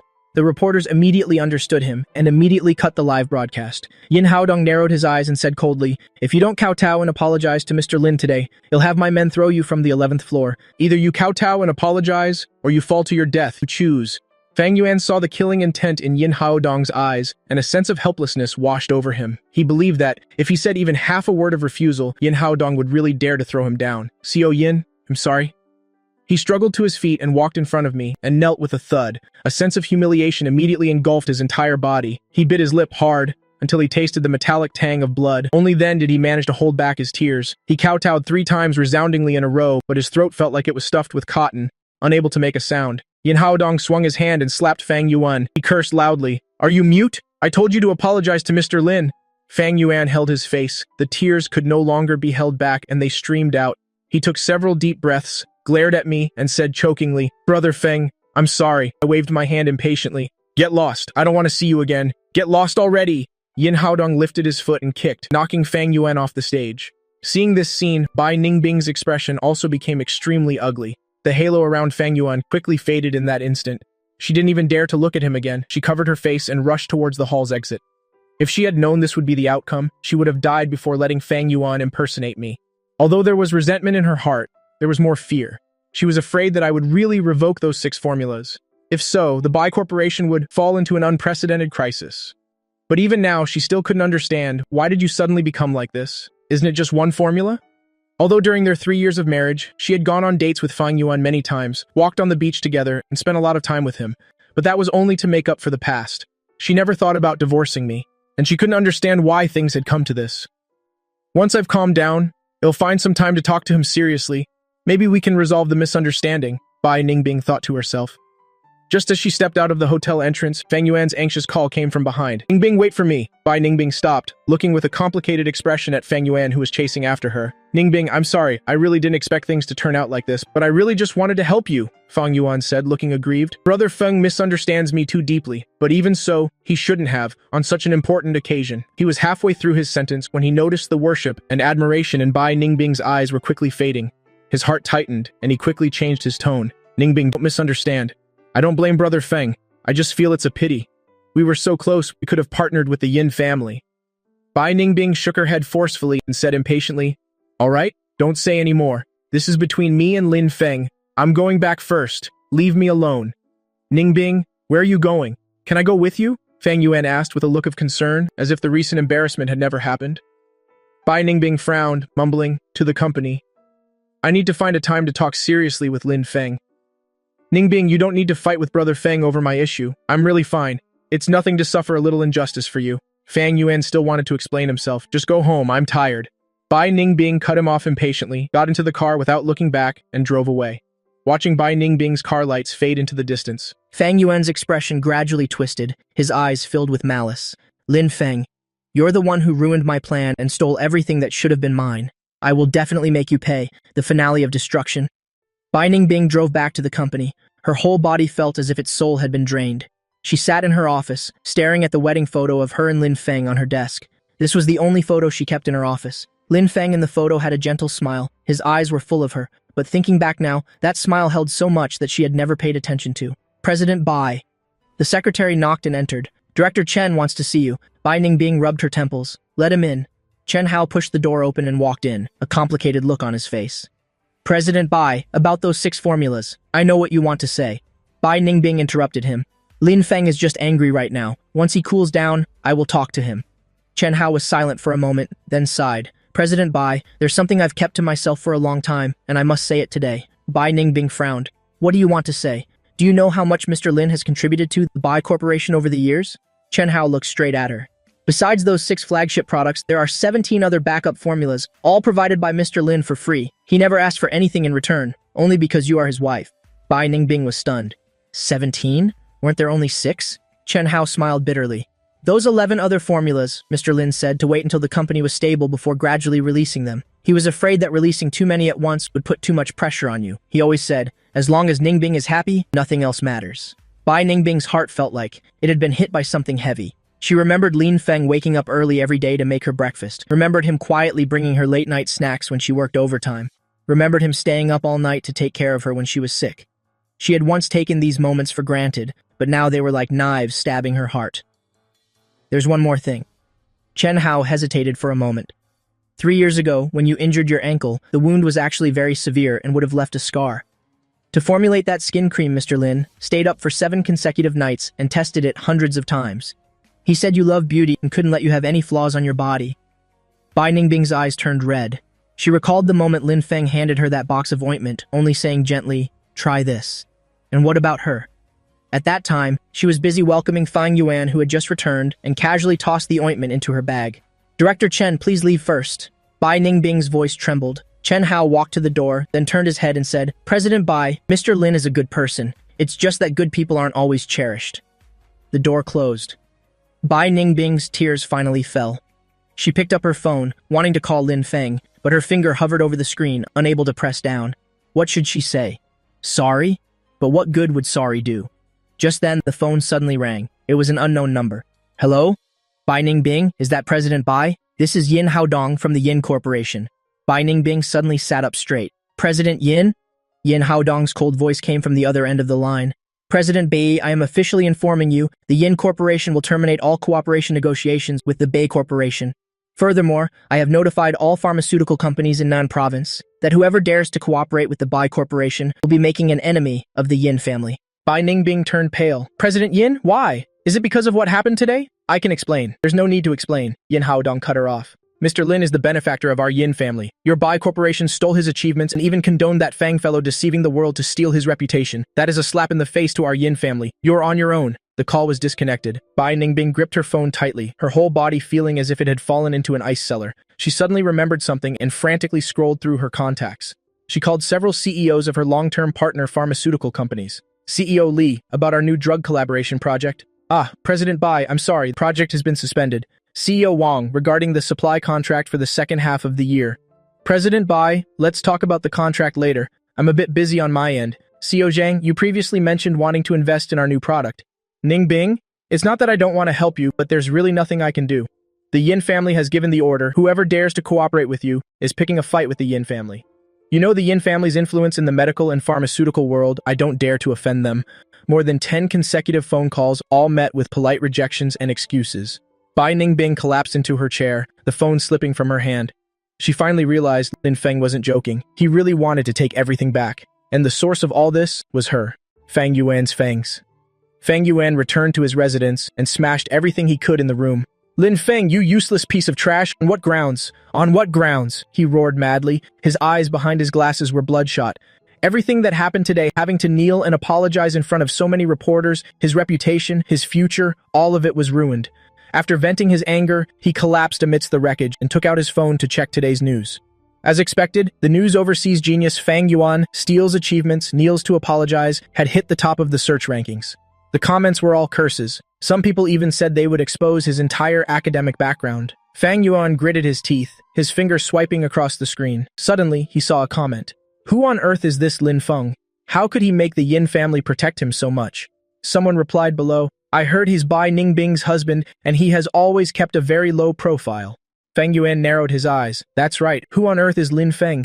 A useless freeloader living off his wife. On what grounds could he make the head of the Yin family personally show up?" Today at the hotel, Yin Haodong's attitude towards Lin Feng was indeed more respectful than towards his own father. There's definitely something more to this. Fang Yuan calmed down and began to recall everything that happened today. Yin Haodong called Lin Feng Mr. Lin and said Mr. Lin was the Yin family's benefactor. What kind of favor could make the Yin family value him so much? He opened his computer and started searching for the name Lin Feng, but the search results were all unrelated information. He then searched for Lin Hao. Bai Ningbing had mentioned once before that Lin Feng used to have that name and changed it later. This time he found something, an old news article from 4 years ago. The Qilin son of the capital's Lin family, Lin Hao, whose medical skills are unrivaled, once saved old Master Jiang, who had been given a death sentence by the imperial physicians. Fang Yuan's hands began to tremble. He continued to dig deeper, becoming more terrified the more he found. The Lin family, a top-tier prestigious family in the capital, is more than just one level above the Yin family. And Lin Hao was the most outstanding descendant of the Lin family's third generation, known as the Qilin son, but he suddenly disappeared 5 years ago. 5 years ago, wasn't that exactly when Lin Feng came to Tanjiang? Feng Yuan leaned back in his chair, his back drenched in a cold sweat. He thought he was dealing with a useless freeloader, but he never expected the other party to be a hidden giant dragon. But soon, the fear in his eyes turned into madness. So what if he's Lin Hao? This is Tanjiang, not the capital. Feng Yuan muttered, "You dared to make me kneel in front of everyone. I will make you pay." He picked up his phone and dialed a number. "Hello, help me investigate someone." Lin Feng, also known as Lin Hao. "I want to know every detail about him, especially about him and Bai Ningbing." Hanging up the phone, Feng Yuan had a cold smile on his face. "Lin Feng, you think it's all over just like that? The game has just begun." Lin Feng's new life. Villa Gnome 3, Tanjiang Garden. This was the temporary residence that Yin Changming gave to Lin Feng, 500 square meters, with a private garden and a swimming pool, luxuriously decorated but not ostentatious, exuding a sense of discreet elegance everywhere. Lin Feng sat on the second-floor balcony, holding a cup of tea, gazing at the distant river view. It's been 5 years, this is the first time he's been this peaceful, to admire the scenery of this city. The phone rang. It was his mother calling. "Xiaofeng, Mom has heard about what happened today." On the other end of the line, his mother's voice was filled with heartache. "Are you okay?" He smiled. "Mom, I'm fine. In all these years, this is the first time I've felt so relieved." "That's good then." His mother paused for a moment. "There's news from the Tang family. Old Master Tang's illness has worsened. They want to invite you back to take a look. What your father means is, whether you agree to the marriage or not, you should treat the old master first. After all, our two families have been friends for generations." Lin Feng was silent for a moment. "Mom, let me think about it, okay?" "Oh, right, the young lady from the Tang family is also in Tanjiang. I heard she's working on some project. If you want to meet her, I can arrange it." Lin Feng frowned slightly. "The young lady of the Tang family? She's already in Tanjiang?" "Yes, her name is Tang Yue. She's 3 years younger than you. You even held her when you were a child. Do you remember?" Lin Feng tried to recall, and only remembered a little girl with pigtails who always liked to follow him, calling brother Lin Feng. "Mom, now isn't a suitable time to meet. Let's talk about it after I've handled things here." "All right then, take care of yourself. Call Mom if you need anything." Hanging up the phone, he stared at his phone in a daze. The name Tang Yue, he had heard it many times. The recognized little princess of the capital's high society. The precious pearl in old Master Tang's hand. It's said that her suitors could line up from the capital to Tanjiang, but she hasn't taken a liking to any of them. Now she is also in Tanjiang. He shook his head, pushing the thought out of his mind. These things aren't important. What's important is to handle the divorce with Bai Ningbing first. He picked up the divorce agreement from the coffee table and flipped to the last page. Bai Ningbing's signature was still there, hastily scrawled. It was clear she hadn't read the contents at the time. He smiled bitterly. 3 years of marriage, in exchange for just a messy signature like this. At this moment, the doorbell rang. He went downstairs to open the door and saw a young woman standing outside the door in a business suit with a delicate face and a professional demeanor. "Mr. Lin, hello? I am the personal assistant Xiao Zhou sent by President Yin. President Yin said it's inconvenient for you to live alone, so he told me to come and take care of your daily needs." The girl bowed slightly. I frowned. "That's not necessary. I can manage on my own. Mr. Lin, this is my job. If you don't use me, President Yin will fire me." Xiao Chu looked at me pitifully. I sighed helplessly. "Come in." After Xiao Chu entered the house, she quickly started cleaning the room. I returned to the balcony to continue drinking tea. Not long after, Xiao Chu came over with a plate of sliced fruit. "Mr. Lin, have some fruit. What do you want for dinner? I'll make it for you." Lin Feng looked at her and suddenly thought of that woman, Bai Ningbing. She never took care of me like this. Every time I finished cooking, she would just say one thing, just leave it there and then continue with her own business. "Just make whatever," I said. Xiao Chu nodded and suddenly remembered something. "Oh right, Mr. Lin, someone sent a package just now. It was left at the door. Let me bring it up for you." "A package?" I frowned. "Bring it up and let's see." It was an ordinary express box with no sender information. I opened it. Inside was an envelope containing a few photos. The photos were of Bai Ningbing and Feng Yuan, strolling on the beach, on a date at a restaurant, returning home late at night together. The dates ranged from 3 years ago to recently. On the back of the photo, a line was written, "Lin Feng, you think you've won? Bai Ningbing's heart was never yours." I looked at the photos with no expression on my face. Xiao Chu peeked at them and timidly asked, "Mr. Lin, this?" I put the photos back in the envelope. "It's just trash." I threw the envelope into the trash can and continued drinking my tea. Did Feng Yuan think these photos could provoke me? How naive. From the moment I decided to divorce, everything about Bai Ningbing and Feng Yuan had nothing to do with me anymore. Bai Ningbing's struggle. Bai Ningbing didn't sleep all night. She made countless phone calls, sent countless messages, but I didn't answer a single one. She once came to the villa to find me, but the security guard told her that Mr. Lin had already moved out and they didn't know where he went. Despair engulfed her like a tide. 7 a.m. phone rang. It was the company's CFO calling. "President Bai, this is bad. 3 banks called at the same time saying they want to recall their loans early." and 5 suppliers said they would stop supplying goods starting today unless we pay off all our previous debts. Bai Ningbing's mind went blank with a buzz. How could this happen? Our credit has always been very good. I already asked. They said it's because the Yin family has spoken. The Yin family, it's the Yin family again. Bai Ningbing took a deep breath. I understand. Immediately summon all senior managers for an emergency meeting. An hour later, the atmosphere in the meeting room was heavy. President Bai, the most serious problem right now is cash flow. The CFO pointed to the data on the screen. If we don't get a new injection of capital, we won't last more than a month. The marketing director sighed. What's more troublesome is, the entire pharmaceutical industry is now buzzing with rumors about us stealing research results. The brand image has been severely damaged, and several major clients have suspended cooperation. Chen Hao, the head of R&D, remained silent, just looking down at the tabletop. Bai Ningbing looked at him. Director Chen, is there really no way to salvage those 6 formulas? Chen Hao looked up, his expression complex. President Bai, those formulas are Mr. Lin's personal achievements. Legally, he has the right to revoke them. Besides what? Moreover, from what I know, Mr. Lin has even better formulas in his possession. If he decides to cooperate with another company, it would be a devastating blow to us. The meeting room fell into a deathly silence. Bai Ningbing clenched her fists, her nails digging into her flesh. Meeting adjourned. You'll think of something else. After everyone had left, she took out her phone and once again called Lin Feng's number. This time it went through. Hello? My indifferent voice came from the other end of the line. Bai Ningbing's heart nearly stopped. Lin Feng, it's me. Can we talk for a bit? Talk about what? About us, about the divorce agreement, and also about the company. Bai Ningbing said carefully, Where are you? Ill. Come find you. The other end was silent for a few seconds. Then I read out an address. Villa number 3, Tanjiang Garden. Bai Ningbing was stunned for a moment. Tanjiang Garden? That's the most high-end villa complex in Tanjiang, one you can't necessarily buy even with money. How could Lin Feng be there? But she didn't have time to think too much. She grabbed her handbag and rushed out the door. 40 minutes later, Bai Ningbing stood in front of Villa number 3, took a deep breath, and rang the doorbell. The person who opened the door was a beautiful young woman, wearing home pajamas, looking like she had just woken up. Hello, may I ask who you are looking for? The girl asked. Bai Ningbing froze. I'm looking for Lin Feng. You must be President Bai, right? Please come in. The girl stepped aside to let her pass. I'm Xiao Chu, Mr. Lin's personal assistant. Mr. Lin is waiting for you on the second-floor balcony. A personal assistant? In Bai Ningbing's heart, an indescribable bitterness welled up. She followed Xiao Chu upstairs and saw Lin Feng sitting on the balcony, with his back to her, admiring the river view. Lin Feng, she called out softly. I turned my head, my gaze as calm as if looking at a stranger. Have a seat. Bai Ningbing sat down opposite me, at a loss for words for a moment. In the end, I was the one who spoke first. What do you want to see me about? Bai Ningbing bit her lip. Lin Feng, I know I was wrong. I shouldn't have let Feng Yuan take credit for your achievements. I shouldn't have. Shouldn't have been so indifferent to your contributions all these years. Can you give me another chance? Lin Feng looked at her and suddenly laughed. Bai Ningbing, do you even know where you went wrong? Bai Ningbing was stunned. You think you were wrong for letting Feng Yuan replace me? Lin Feng shook his head. You were wrong because you never once saw me as your husband.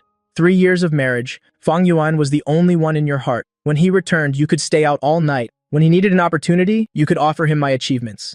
And what about me? I was just a substitute for you to fill the void. That's not it, Bai Ningbing hurriedly tried to explain. My feelings for Feng Yuan were just to make up for past regrets. I really never thought about divorcing you.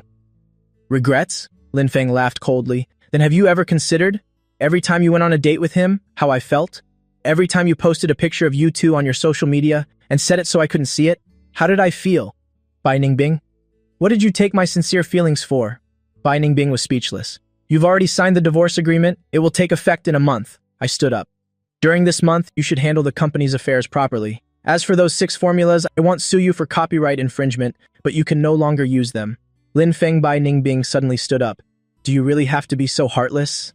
3 years as husband and wife, is there not even a little affection left? Lin Feng turned around and looked into her eyes. Affection?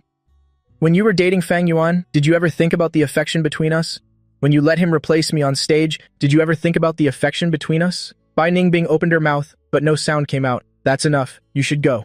I waved my hand dismissively. Xiao Chu, see our guest out. Xiao Chu came over and said politely but distantly, President Bai, this way please. Bai Ningbing stood rooted to the spot, looking at my back, tears finally streaming down her face. She suddenly understood. She had truly lost me. 5.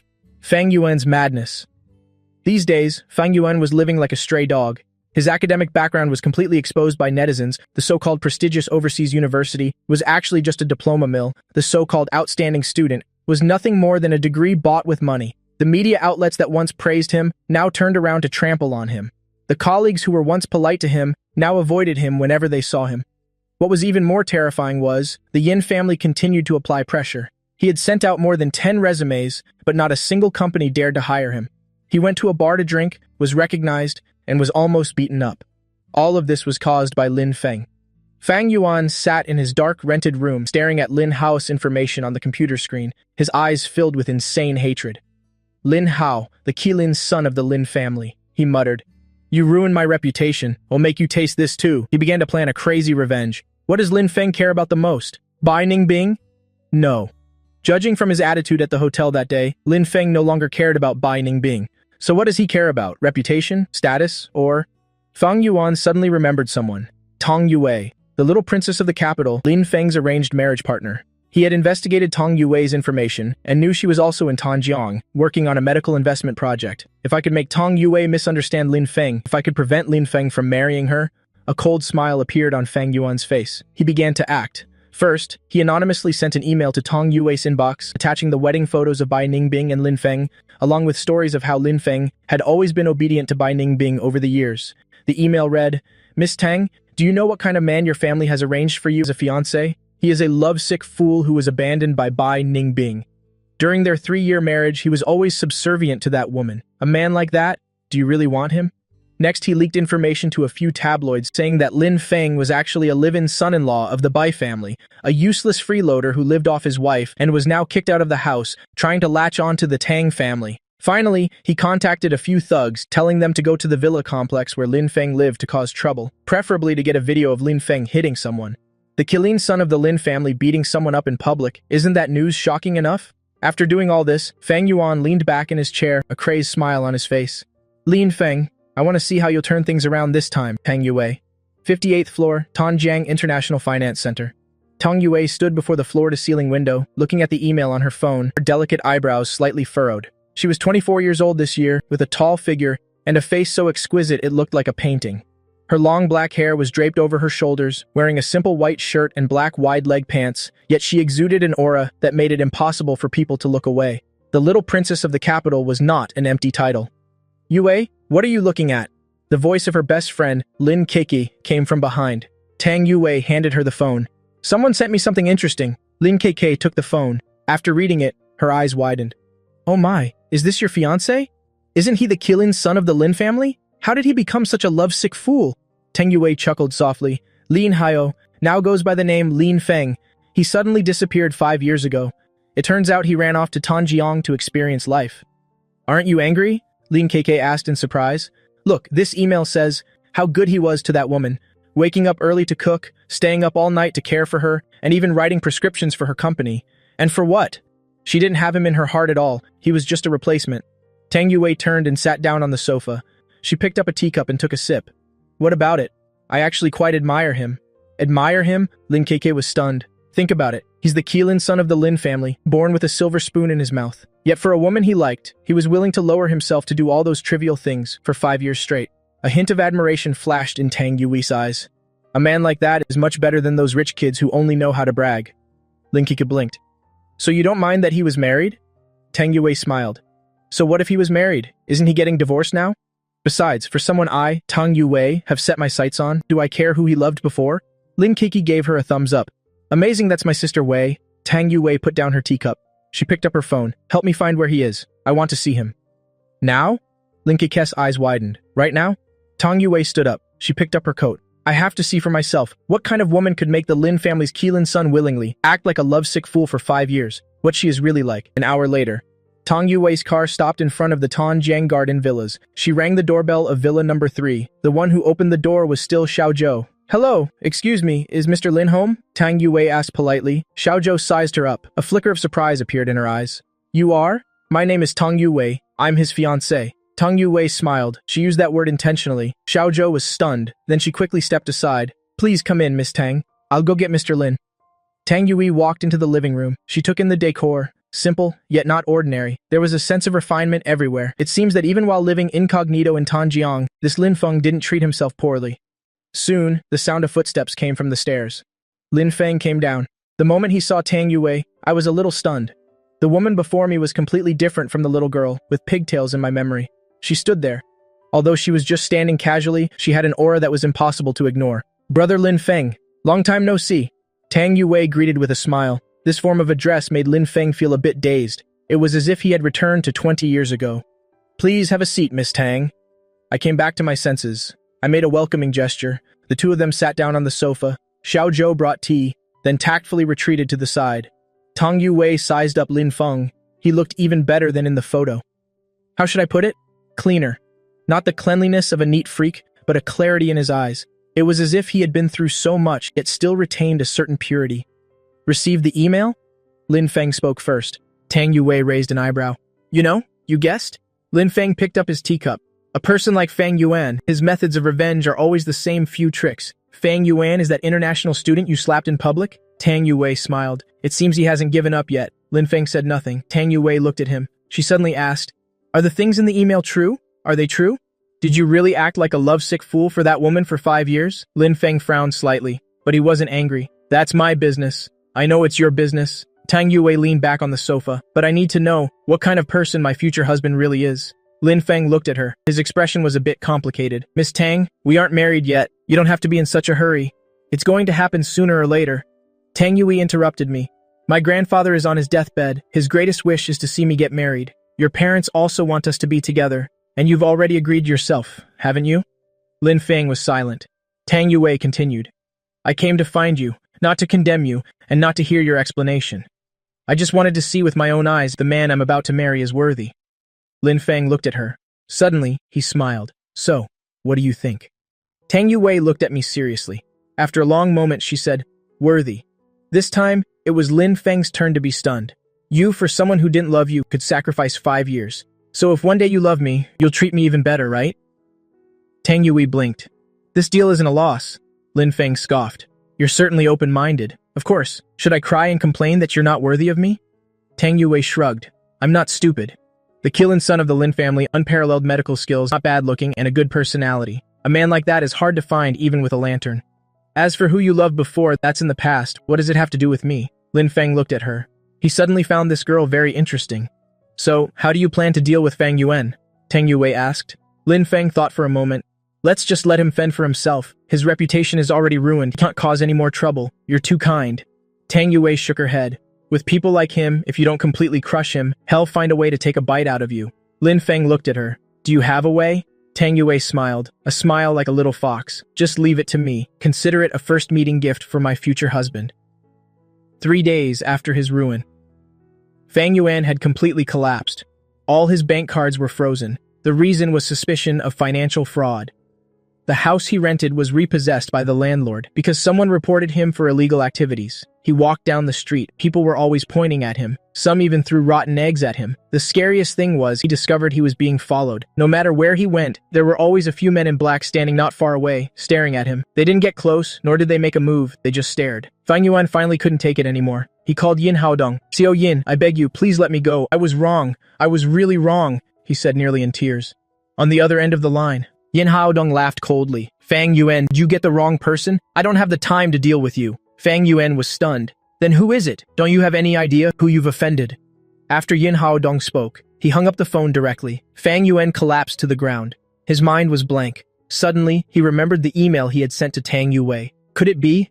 Just then, his phone rang. It was an unknown number. "Hello? Is this Fang Yuan?" A lazy female voice came from the other end. "This is Tang Yue. I've received your email. Thank you for the reminder." Fang Yuan's whole body trembled. Miss Tang, I've investigated your background. It's quite interesting. A third-rate university degree, fake overseas study experience, and a few unresolved economic disputes." Tang Yue's voice even sounded a little cheerful. "All of this, I've already sent it to the police. If nothing unexpected happens, you'll soon get a taste of prison food.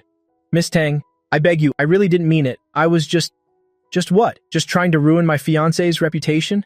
Tang Yue laughed. "Fang Yuan, do you know what kind of person I hate the most? It's the kind of person who has no ability themselves but always wants to drag others down with them. Don't worry, he'll take good care of you. The call was cut off. Fang Yuan's phone slipped from his hand. He felt as if all the strength had been drained from his body. The next day, the police officially arrested Fang Yuan on charges of fraud. The news spread. There was widespread cheering online. The people who once praised him now all cursed him, saying he got what he deserved. When Bai Ningbing saw the news, she was at the company handling the final affairs. She was stunned for a long time. Then she gave a bitter smile. Fang Yuan was finished. And the person who caused all this was Lin Feng, the person she used to despise the most. No, it wasn't Lin Feng, but Tang Yue. She had looked up information about Tang Yue, the little princess of the capital's high society, the only beloved daughter of the Tang family. Only a woman like that was worthy of Lin Feng. As for her, Bai Ningbing, she was nothing. A month after the settlement, the divorce cooling-off period ended. Lin Feng and Bai Ningbing met in front of the Civil Affairs Bureau to complete the final procedures. Bai Ningbing had lost a lot of weight. Her face was pale. There were dark circles under her eyes. This past month, she had lived through the biggest nightmare of her life.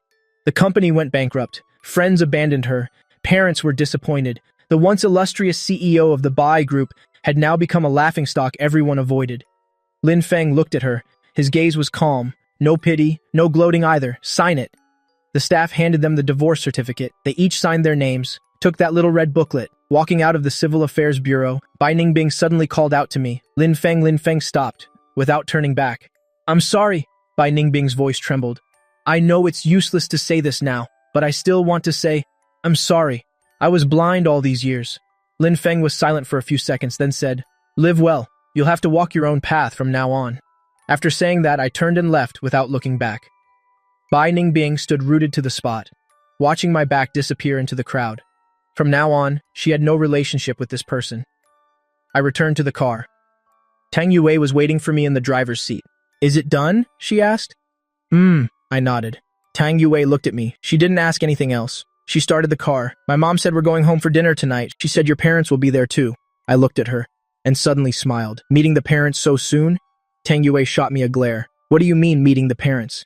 It's just our two families getting together. Oh, right. My grandpa heard you agreed to treat him, and he was so happy he nearly jumped out of bed. I was silent for a moment. I will do my best. Tang Yue nodded, then said, Lin Feng, I know you might still have that woman in your heart. I don't mind. After all, 5 years of feelings can't be forgotten just like that. But I want to tell you, from now on, you are my man. I will treat you well, 10,000 times better than she ever did. I looked at her serious face. A warm current surged through my heart. Okay, I said. 3 months later, in Jingcheng, the illness of the Tang family's old master under my treatment had miraculously taken a turn for the better.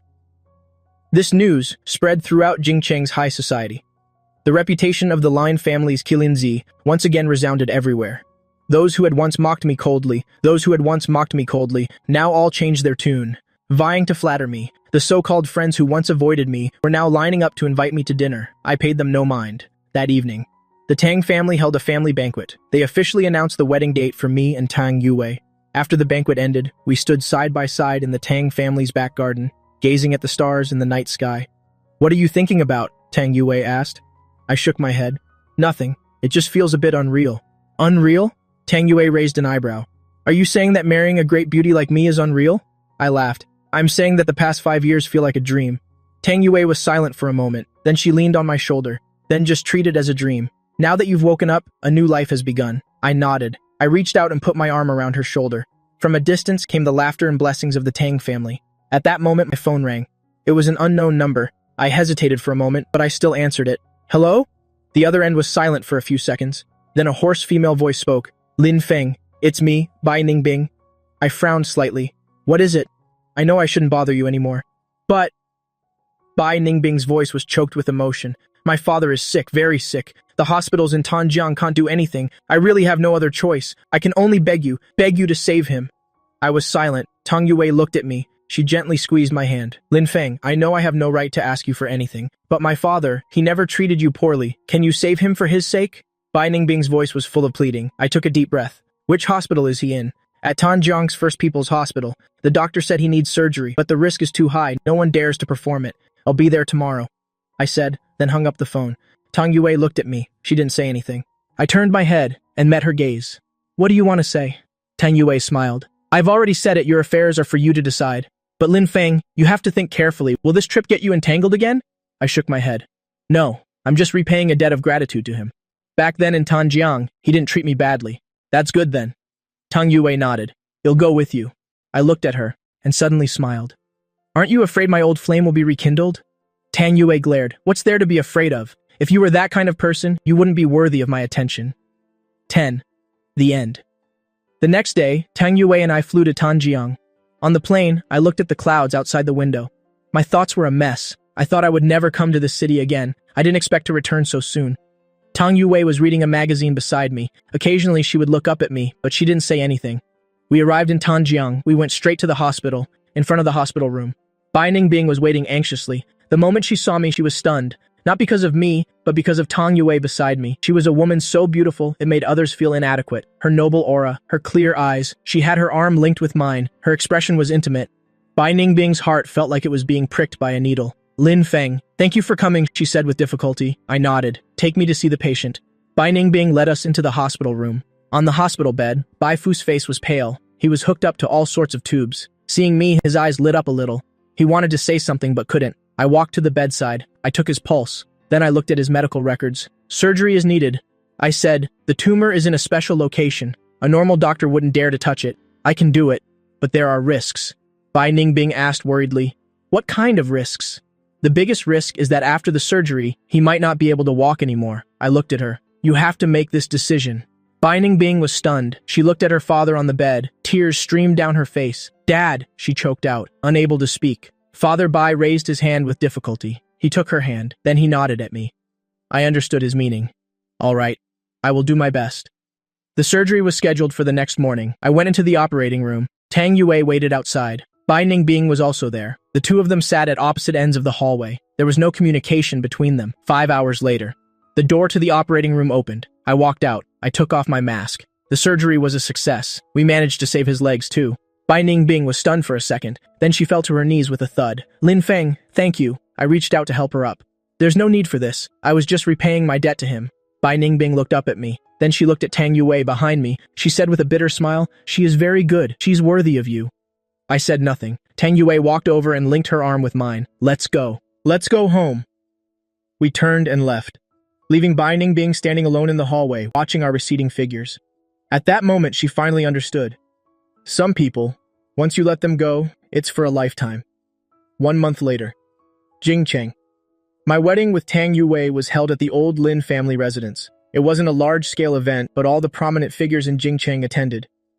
At the altar, as I looked at Tang Yue in her wedding dress, I suddenly remembered myself from 5 years ago, when I first arrived in Tanjiang. Back then, I mistakenly believed that love could conquer all. Now I know, love isn't about conquering, it's about choice. Choosing the right person, choosing the right life. What are you thinking about? Tang Yue asked softly. I smiled, thinking about how to treat you well from now on. Tang Yue raised an eyebrow. Is that something you even need to think about? Of course, you have to treat me so well that it couldn't possibly be any better. We looked at each other and smiled. After the wedding ended, the guests dispersed, and we sat in the courtyard of the old residence, watching the brilliant fireworks in the sky. Lin Feng Tang Yue suddenly called out to me. Will you have any regrets? I looked at her and said seriously, I've made many decisions in my life, but marrying you is something I will never regret. Tang Yue smiled, laughing like a little girl. From a distance, the sound of fireworks echoed, illuminating the night sky like our bright future. Meanwhile, in Tanjiang, 1,000 miles away, Bai Ningbing stood before the gates of her bankrupt company, looking at the empty office, her face devoid of any expression. She finally understood. Some people don't not love, they just love too late. She finally understood. Some things aren't impossible to save, but that she had no right to save them at all. She finally understood the man who once spoiled her to the heavens would never come back. As night fell, she turned and walked away, her figure lonely and desolate. And in the courtyard in Jingcheng, I held Tang Yue's hand, gazing at the stars in the night sky, feeling for the first time that life could be this beautiful. Some hearts are cold and can never be warmed, while other hearts just need to meet the right person and they will be forever warm. The old Lin family residence in Jingcheng. On the morning of the 3rd day after the wedding, I woke up very early. The sound of birds chirping came from outside the window. Sunlight streamed through the carved window frame, scattering into the room, creating mottled patches of light on the floor. I tilted my head and looked at Tang Yue still sleeping soundly beside me, a smile unknowingly forming on my lips. The way this woman slept was completely different from when she was awake. An awake Tang Yue was sharp and capable, with a powerful aura, the little princess of Jingcheng's social circle whom people both respected and feared. But when she slept, she would curl up like a child lacking a sense of security. Her long eyelashes would tremble slightly, and she would occasionally mumble a few indistinct words. I gently tucked her in and got out of bed. I went to the window and pushed it open. The cool morning air rushed in, carrying the fragrance of the osmanthus tree in the courtyard. An October morning in Jingcheng already carried a hint of autumn's breath. The phone suddenly vibrated. I picked it up and looked. It was an unknown number, from Tanjiang. I frowned slightly, hesitated for a moment, but still answered the call. Hello? The other end was silent for a few seconds. Then a tired, old voice came through. Hello, Mr. Lin. This is Yin Changming. I was a little stunned. Old Master Yin, why are you calling so early? Is something wrong? Yin Changming sighed. Mr. Lin, this old man really hates to disturb your newlywed happiness, but something happened to little Hexue. My gaze hardened. What happened to Miss Yin? Yesterday afternoon, Hexue went out shopping and was hit by a car. Yin Changming's voice was hoarse, filled with unconcealable pain. She's still in the intensive care unit right now, the doctor said. The doctor said the situation doesn't look good. Haodong and Yuelan have already fainted from crying several times. This old man really has no other choice but to shamelessly beg you for help. Lin Feng was silent for a few seconds. Is it serious? Very serious.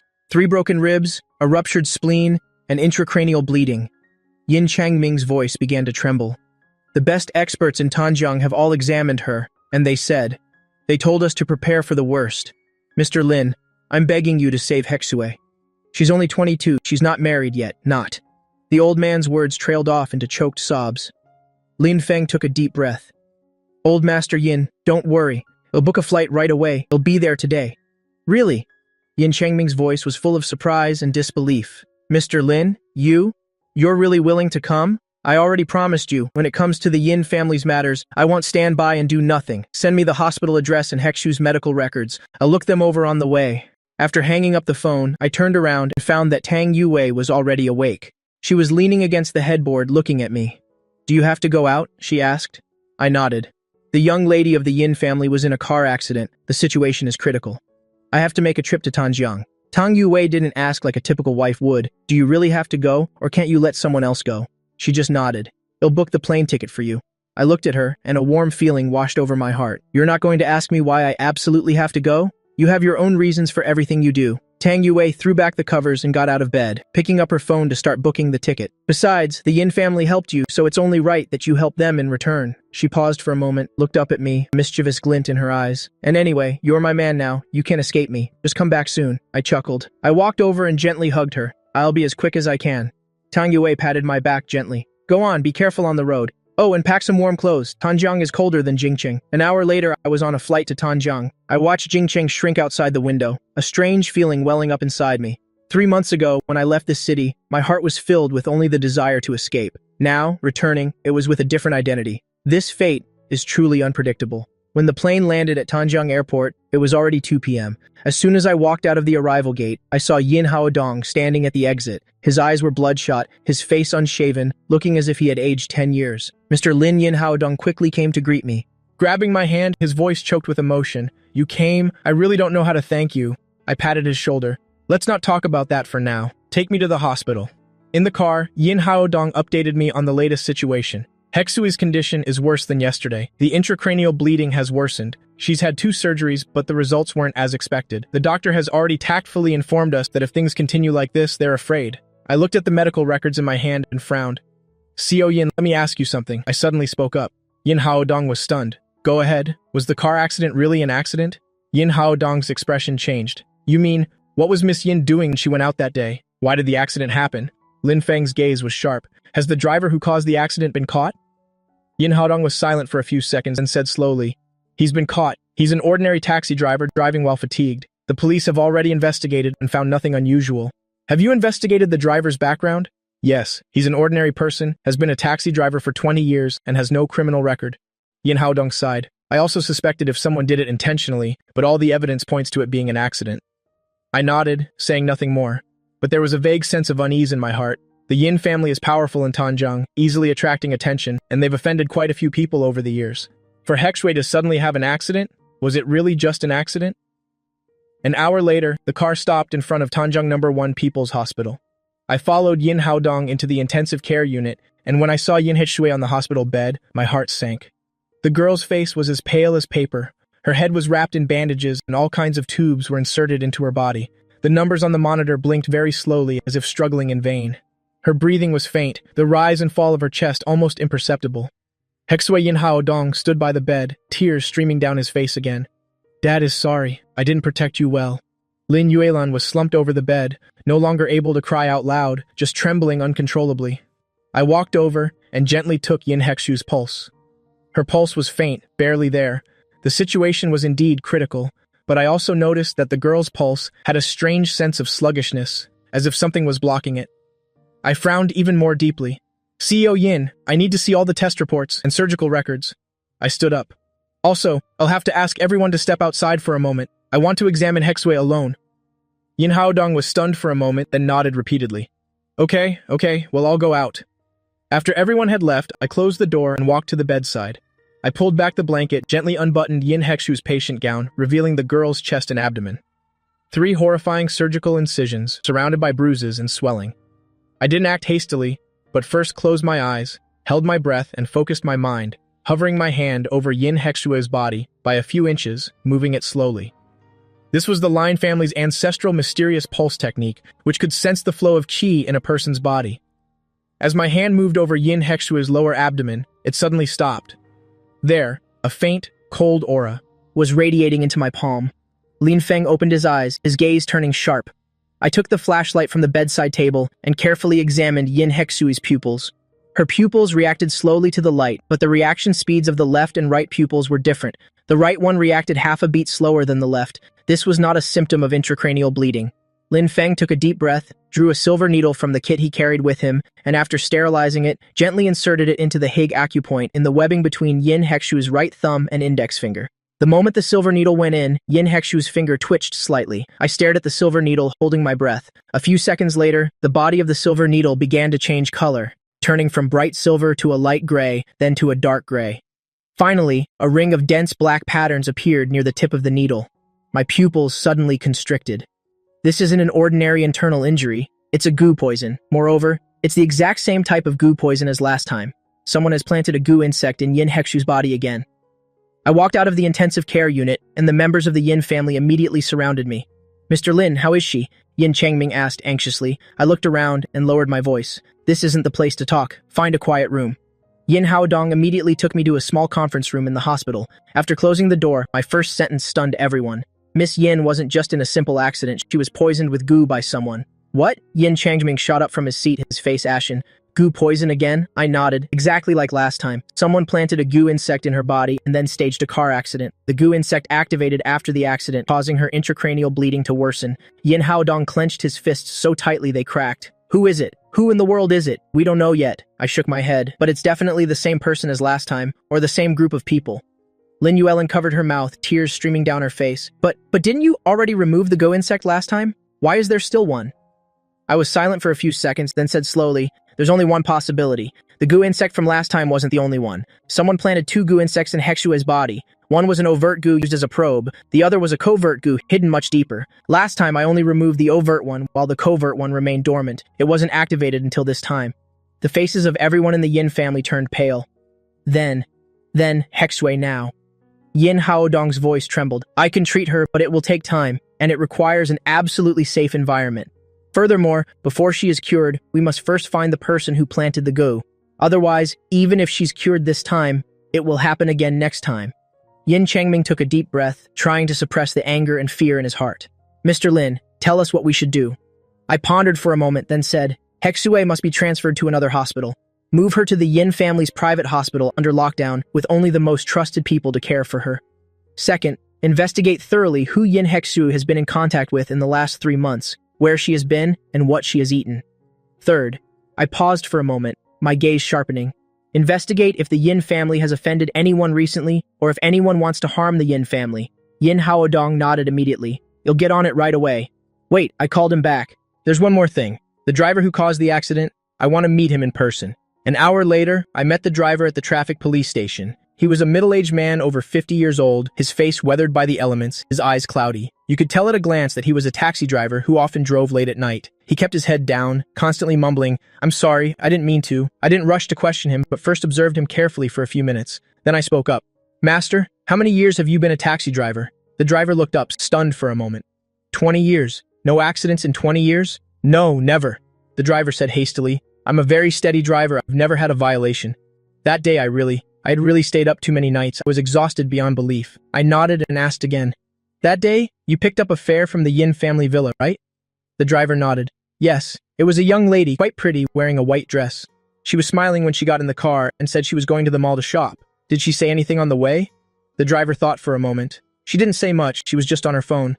"Oh, right, she took a phone call. It seemed to be from her friend, making plans to have dinner that night." My eyes lit up. "A friend? Male or female?" "A female, I think. I heard her call her Lily or something like that." The driver scratched his head. I wasn't paying much attention at the time. I asked for a few more details, then stood up and said to Yin Haodong, who was with me, "All right, let's go." After leaving the traffic police station, Yin Haodong couldn't help but ask, "Mr. Lin, have you discovered anything?" I shook my head. "Not yet.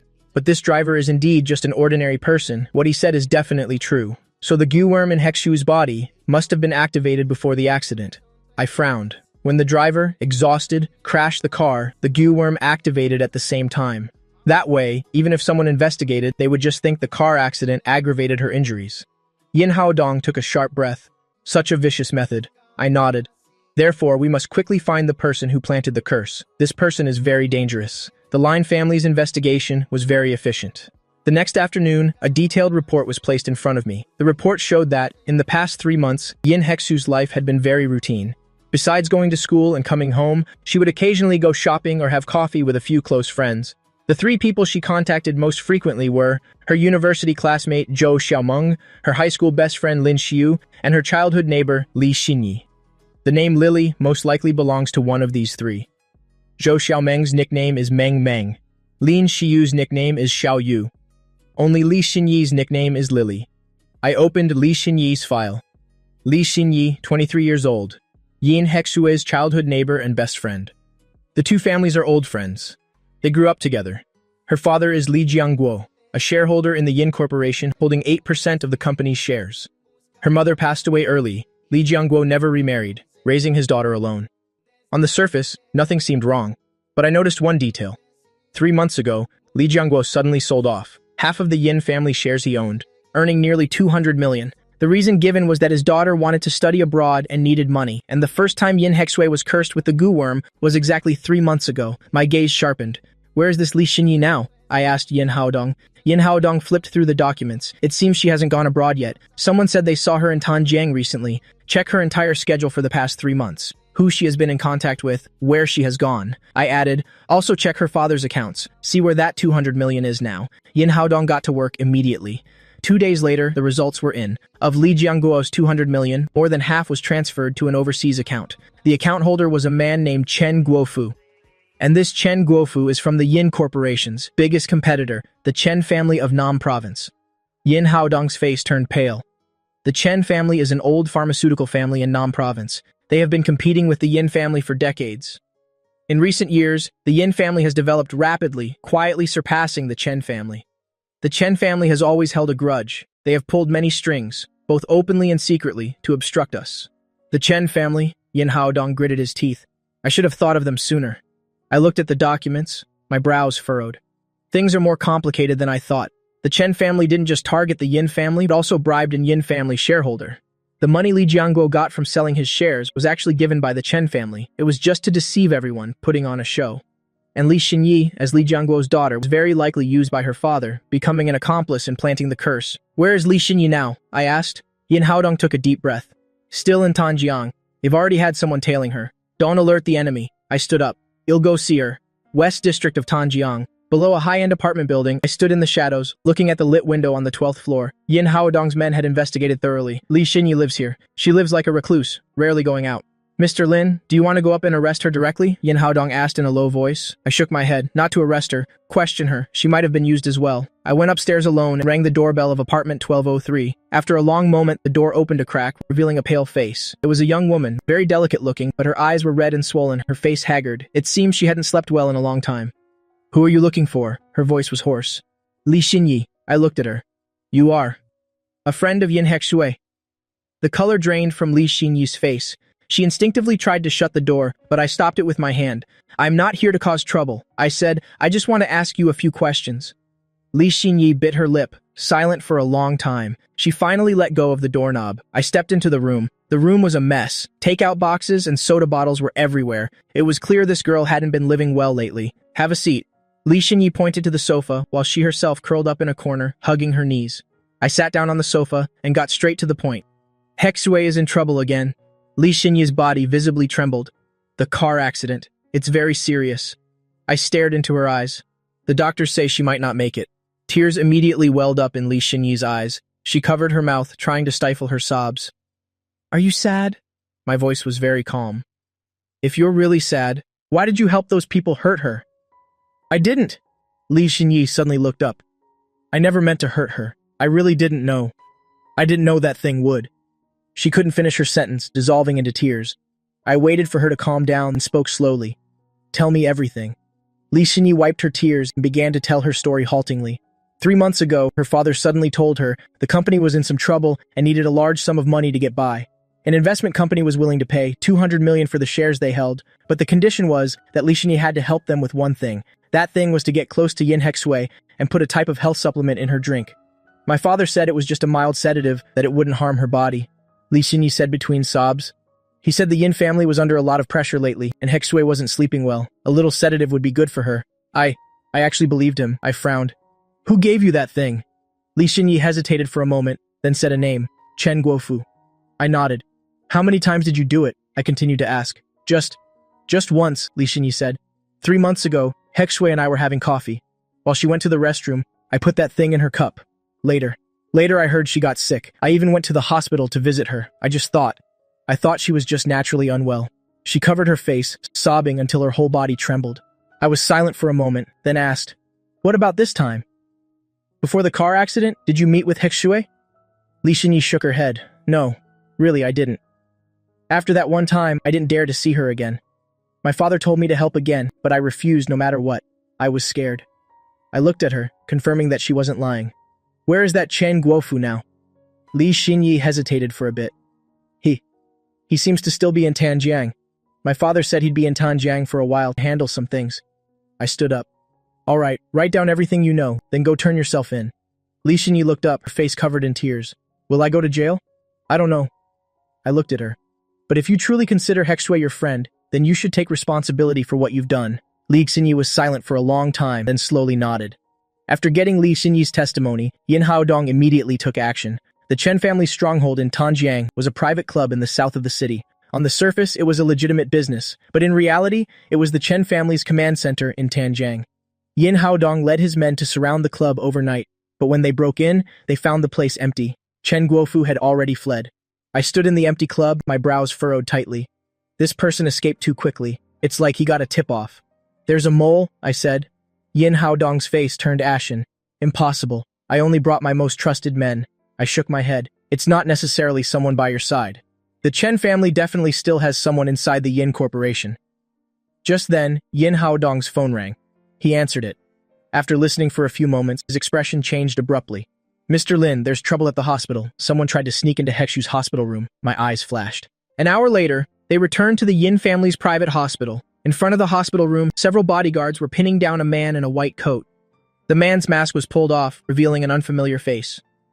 What's going on? Yin Haodong asked in a low voice. The head bodyguard said, This man was impersonating a doctor. He wanted to enter the hospital room. We checked his credentials and found they were fake. I walked over and knelt down to look at the man. The man turned his head away, not looking at me. Who sent you? I asked, but the man said nothing. I wasn't in a hurry. I reached out and took his wrist, checking his pulse. A few seconds later, my brows furrowed. You have poison in your body. I'd say the Chen family poisoned you. The man's expression changed. He suddenly turned his head to stare at me. I continued, You're working for them, and they promised you the antidote, right? But did you know the goo poison in your body basically has no cure? Even if you complete your mission and return, they'll kill you to silence you. The man's lips began to tremble. Tell me where Chen Guofu is. I looked at him. I can help you detoxify, and I can guarantee your safety. The man hesitated for a long time. Finally, he opened his mouth. He's still in Xinjiang. There's an underground warehouse in the south of the city. He's hiding there. I stood up. I said to Yin Haodong, let's go. An abandoned warehouse district in the south of the city. It was late at night. Only a few dim yellow streetlights were on. Yin Haodong and I led our men and silently surrounded one of the warehouses. Through a crack in the window, we could see lights inside and a few figures moving about. Yin Haodong gave a signal. The bodyguards crept in silently. But just then, the warehouse door suddenly opened. A middle-aged man walked out and stood at the door, smiling into the darkness. Young Master Lin, you've arrived. Why bother hiding? My gaze froze. This man was Chen Guofu. I stepped out from the shadows, standing opposite Chen Guofu. Chen Guofu sized me up. A hint of apprehension flashed in his eyes, but he quickly regained his composure. The Kailan son of the Lin family. I've heard of you for a long time. I didn't expect you to make a trip personally for the Yin family. I looked at him. Chen Guofu, what you've done is enough to warrant a death sentence. If you surrender now, you might suffer less. Chen Guofu laughed. Young Master Lin, you're too confident. Do you think you can catch me with just these few men? He snapped his fingers. More than 20 men in black suddenly appeared around the warehouse, holding weapons and surrounding me and his men. Yin Haodong's expression changed. They had only brought a dozen or so men. They were heavily outnumbered, but I remained very calm. I looked at Chen Guofu and suddenly smiled. Do you think these few people can stop me? Chen Guofu was stunned for a moment, and in the next second, I made my move. My speed was astonishingly fast. Like a black lightning bolt, I shot through the crowd in an instant. Wherever I passed, the men in black fell one by one, without even having time to react. In less than a minute, all 20-plus men were lying on the ground, moaning incessantly. The smile on Chen Guofu's face froze. I stood before him, looking down on him. Do you have anything else to say now? Chen Guofu's legs began to shake. He turned to run, but I grabbed him by the back of his collar, lifting him like a chick. Take him back, I said to Yin Haodong. The truth.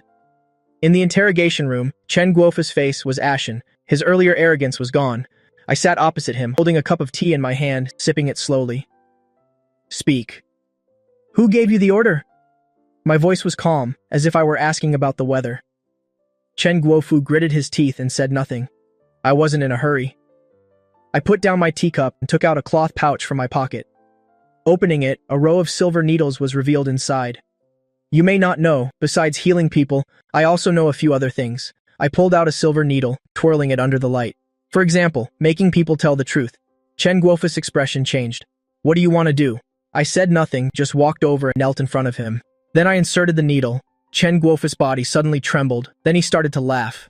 Not a happy laugh, but a wild, uncontrollable laugh. He wanted to stop, but couldn't. He laughed until tears streamed down his face, laughed until his stomach cramped, laughed until he was almost out of breath. Stop! Stop! He managed to force out a few words. I inserted another needle. The laughter stopped. In its place was an uncontrollable sadness. Chen Guofu started to cry, crying like a child. Tears and snot covered his face. He kept mumbling, I'm sorry, I was wrong. Yin Haodong, standing nearby, watched with his mouth agape. I inserted another needle. Chen Guofu's body went limp. His eyes became vacant. Speak. I sat back down in my chair. Who gave you the order? Chen Guofu began to confess mechanically. The person who ordered him was the head of the Chen family, Chen Wannian. The target was the Yin family, specifically Yin Hexue. The reason was simple. The Yin family had been developing too quickly in recent years, threatening the Chen family's position.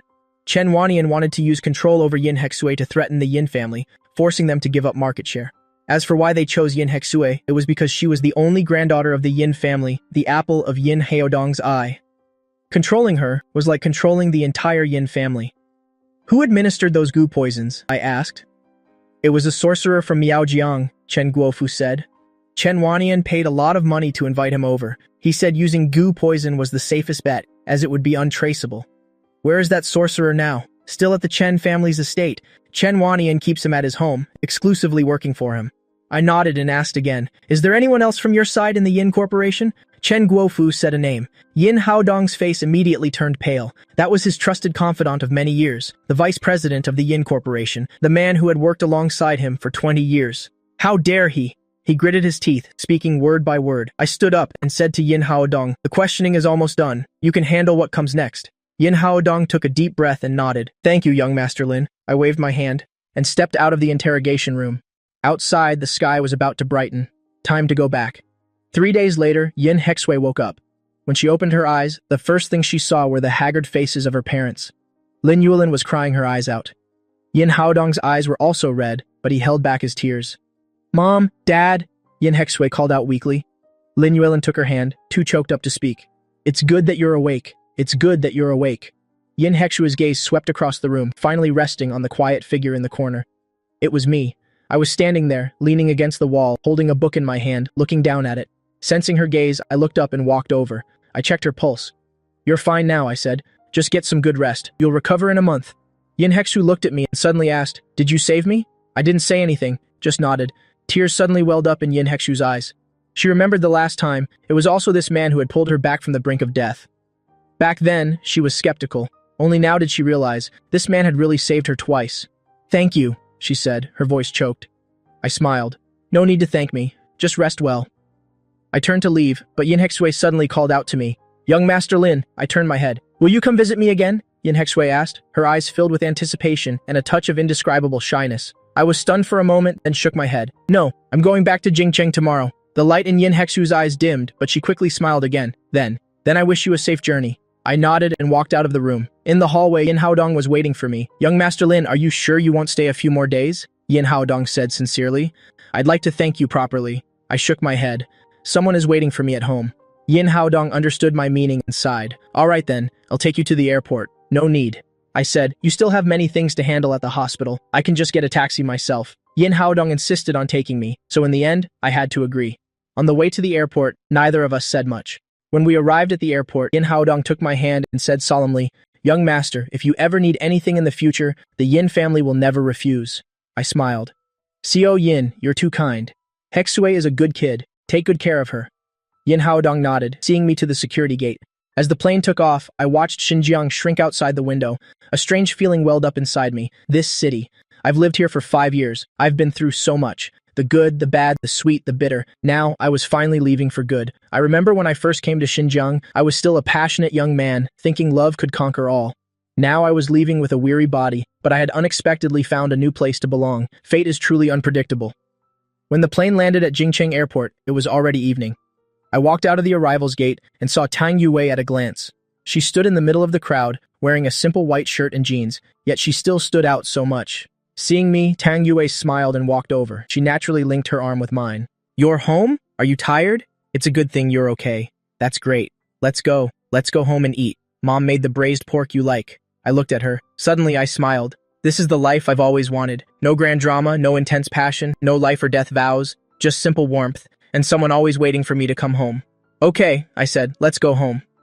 Half a year later, in Qinten, my married life with Tang Yue was simple but warm. I took over the Lin family's pharmaceutical business. I gradually brought the formulas I had accumulated over the years to the market. Under my leadership, Lin Pharmaceuticals launched 7 new drugs in just half a year. Each one had remarkable effects. They received sky-high praise. Everyone in the industry said the Lin family's Keelan son truly lived up to his reputation. Tang Yue wasn't idle either. She continued her investment work. With a sharp eye and precise moves, she made another several hundred million in just half a year. Everyone in Qintan's social circles said that I and Tang Yue were a match made in heaven. That evening, the two of us rarely had free time. We were curled up at home watching a movie. It was an old film, Roman Holiday. Tang Yue leaned on my shoulder, watching intently. "Lin Feng," she suddenly said, "tell me if one day we had to part ways like in the movie, what would you do?" I was stunned for a moment. Then I smiled. "That won't happen." "Why?" "Because I'm not a reporter, and you're not a princess." I gently wrapped my arm around her shoulder. "We're ordinary people, living an ordinary life. We don't need to be apart." Tang Yue thought for a moment. She saw that I was right, so she nodded and continued watching the movie. When the movie ended, my phone rang. It was Yin Haodong. "Mr. Lin, sorry to bother you." Yin Haodong's voice sounded very relaxed. "It's nothing major. Just wanted to give you an update.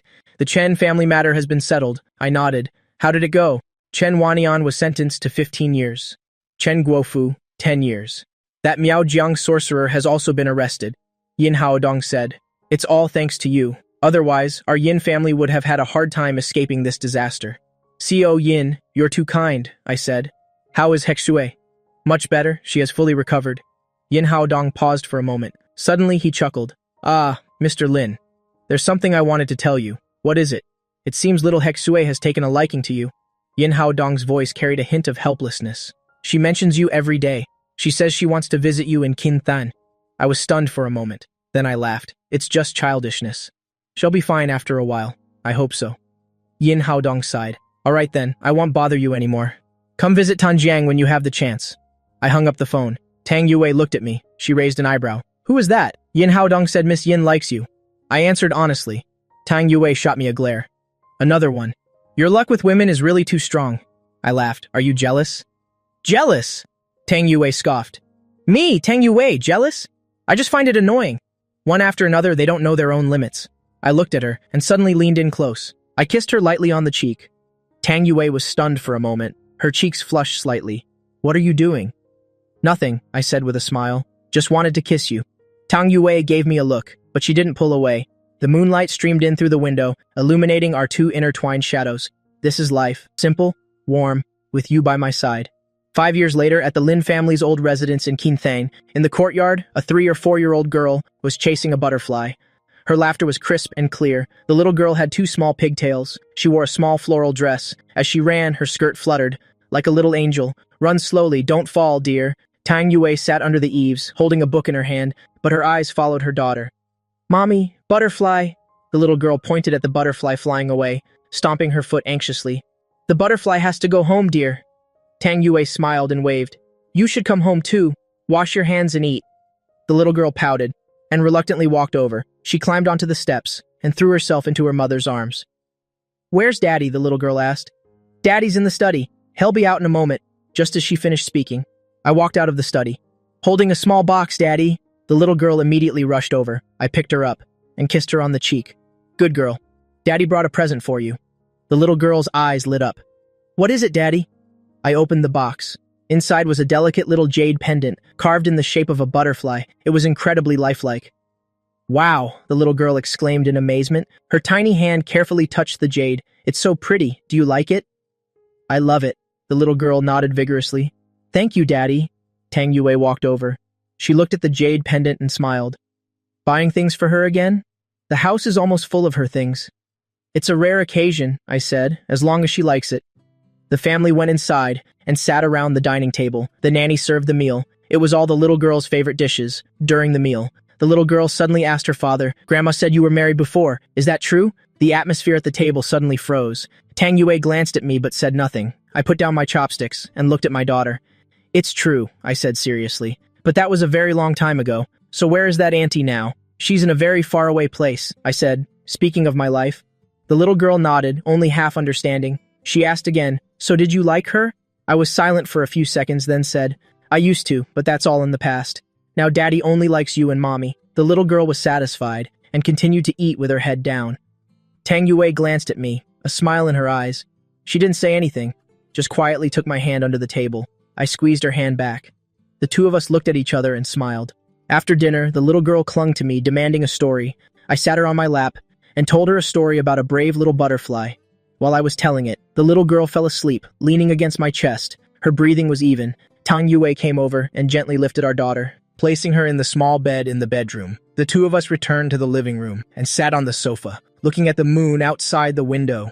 Her kindergarten teacher called today. Tang Yue said, she said our daughter is very popular in class. A lot of the little boys like her. I smiled, just like her mother. Tang Yue gave me a look. Like you mean? She's clearly like you, a heartbreaker from a young age. I laughed. So who is she like then? She's like both of us. Tang Yue leaned on my shoulder. She's definitely going to be a little heartbreaker in the future. It's okay. I held her. I'm here. No one can bully her. Tang Yue nodded. After a moment of silence, she suddenly said, Lin Feng, do you ever have any regrets? I was stunned for a moment. Regret what? Regret the choice you made back then, Tang Yue said. If you hadn't returned to Kintan back then, if you hadn't married me, what would things be like now? I thought for a moment, then I shook my head. No regrets. Why? Because the life I have now is exactly what I want. I looked at the moon outside the window. Having you, having our daughter, having a family. That's more than enough. Tang Yue smiled and leaned in closer to me. Outside the window, the moonlight was like water. Inside, our two shadows merged into one. From afar came the little girl's sleepy mumble, Daddy, butterfly, Tang Yue, and I looked at each other and smiled. This was their life. Simple, warm, and everlasting.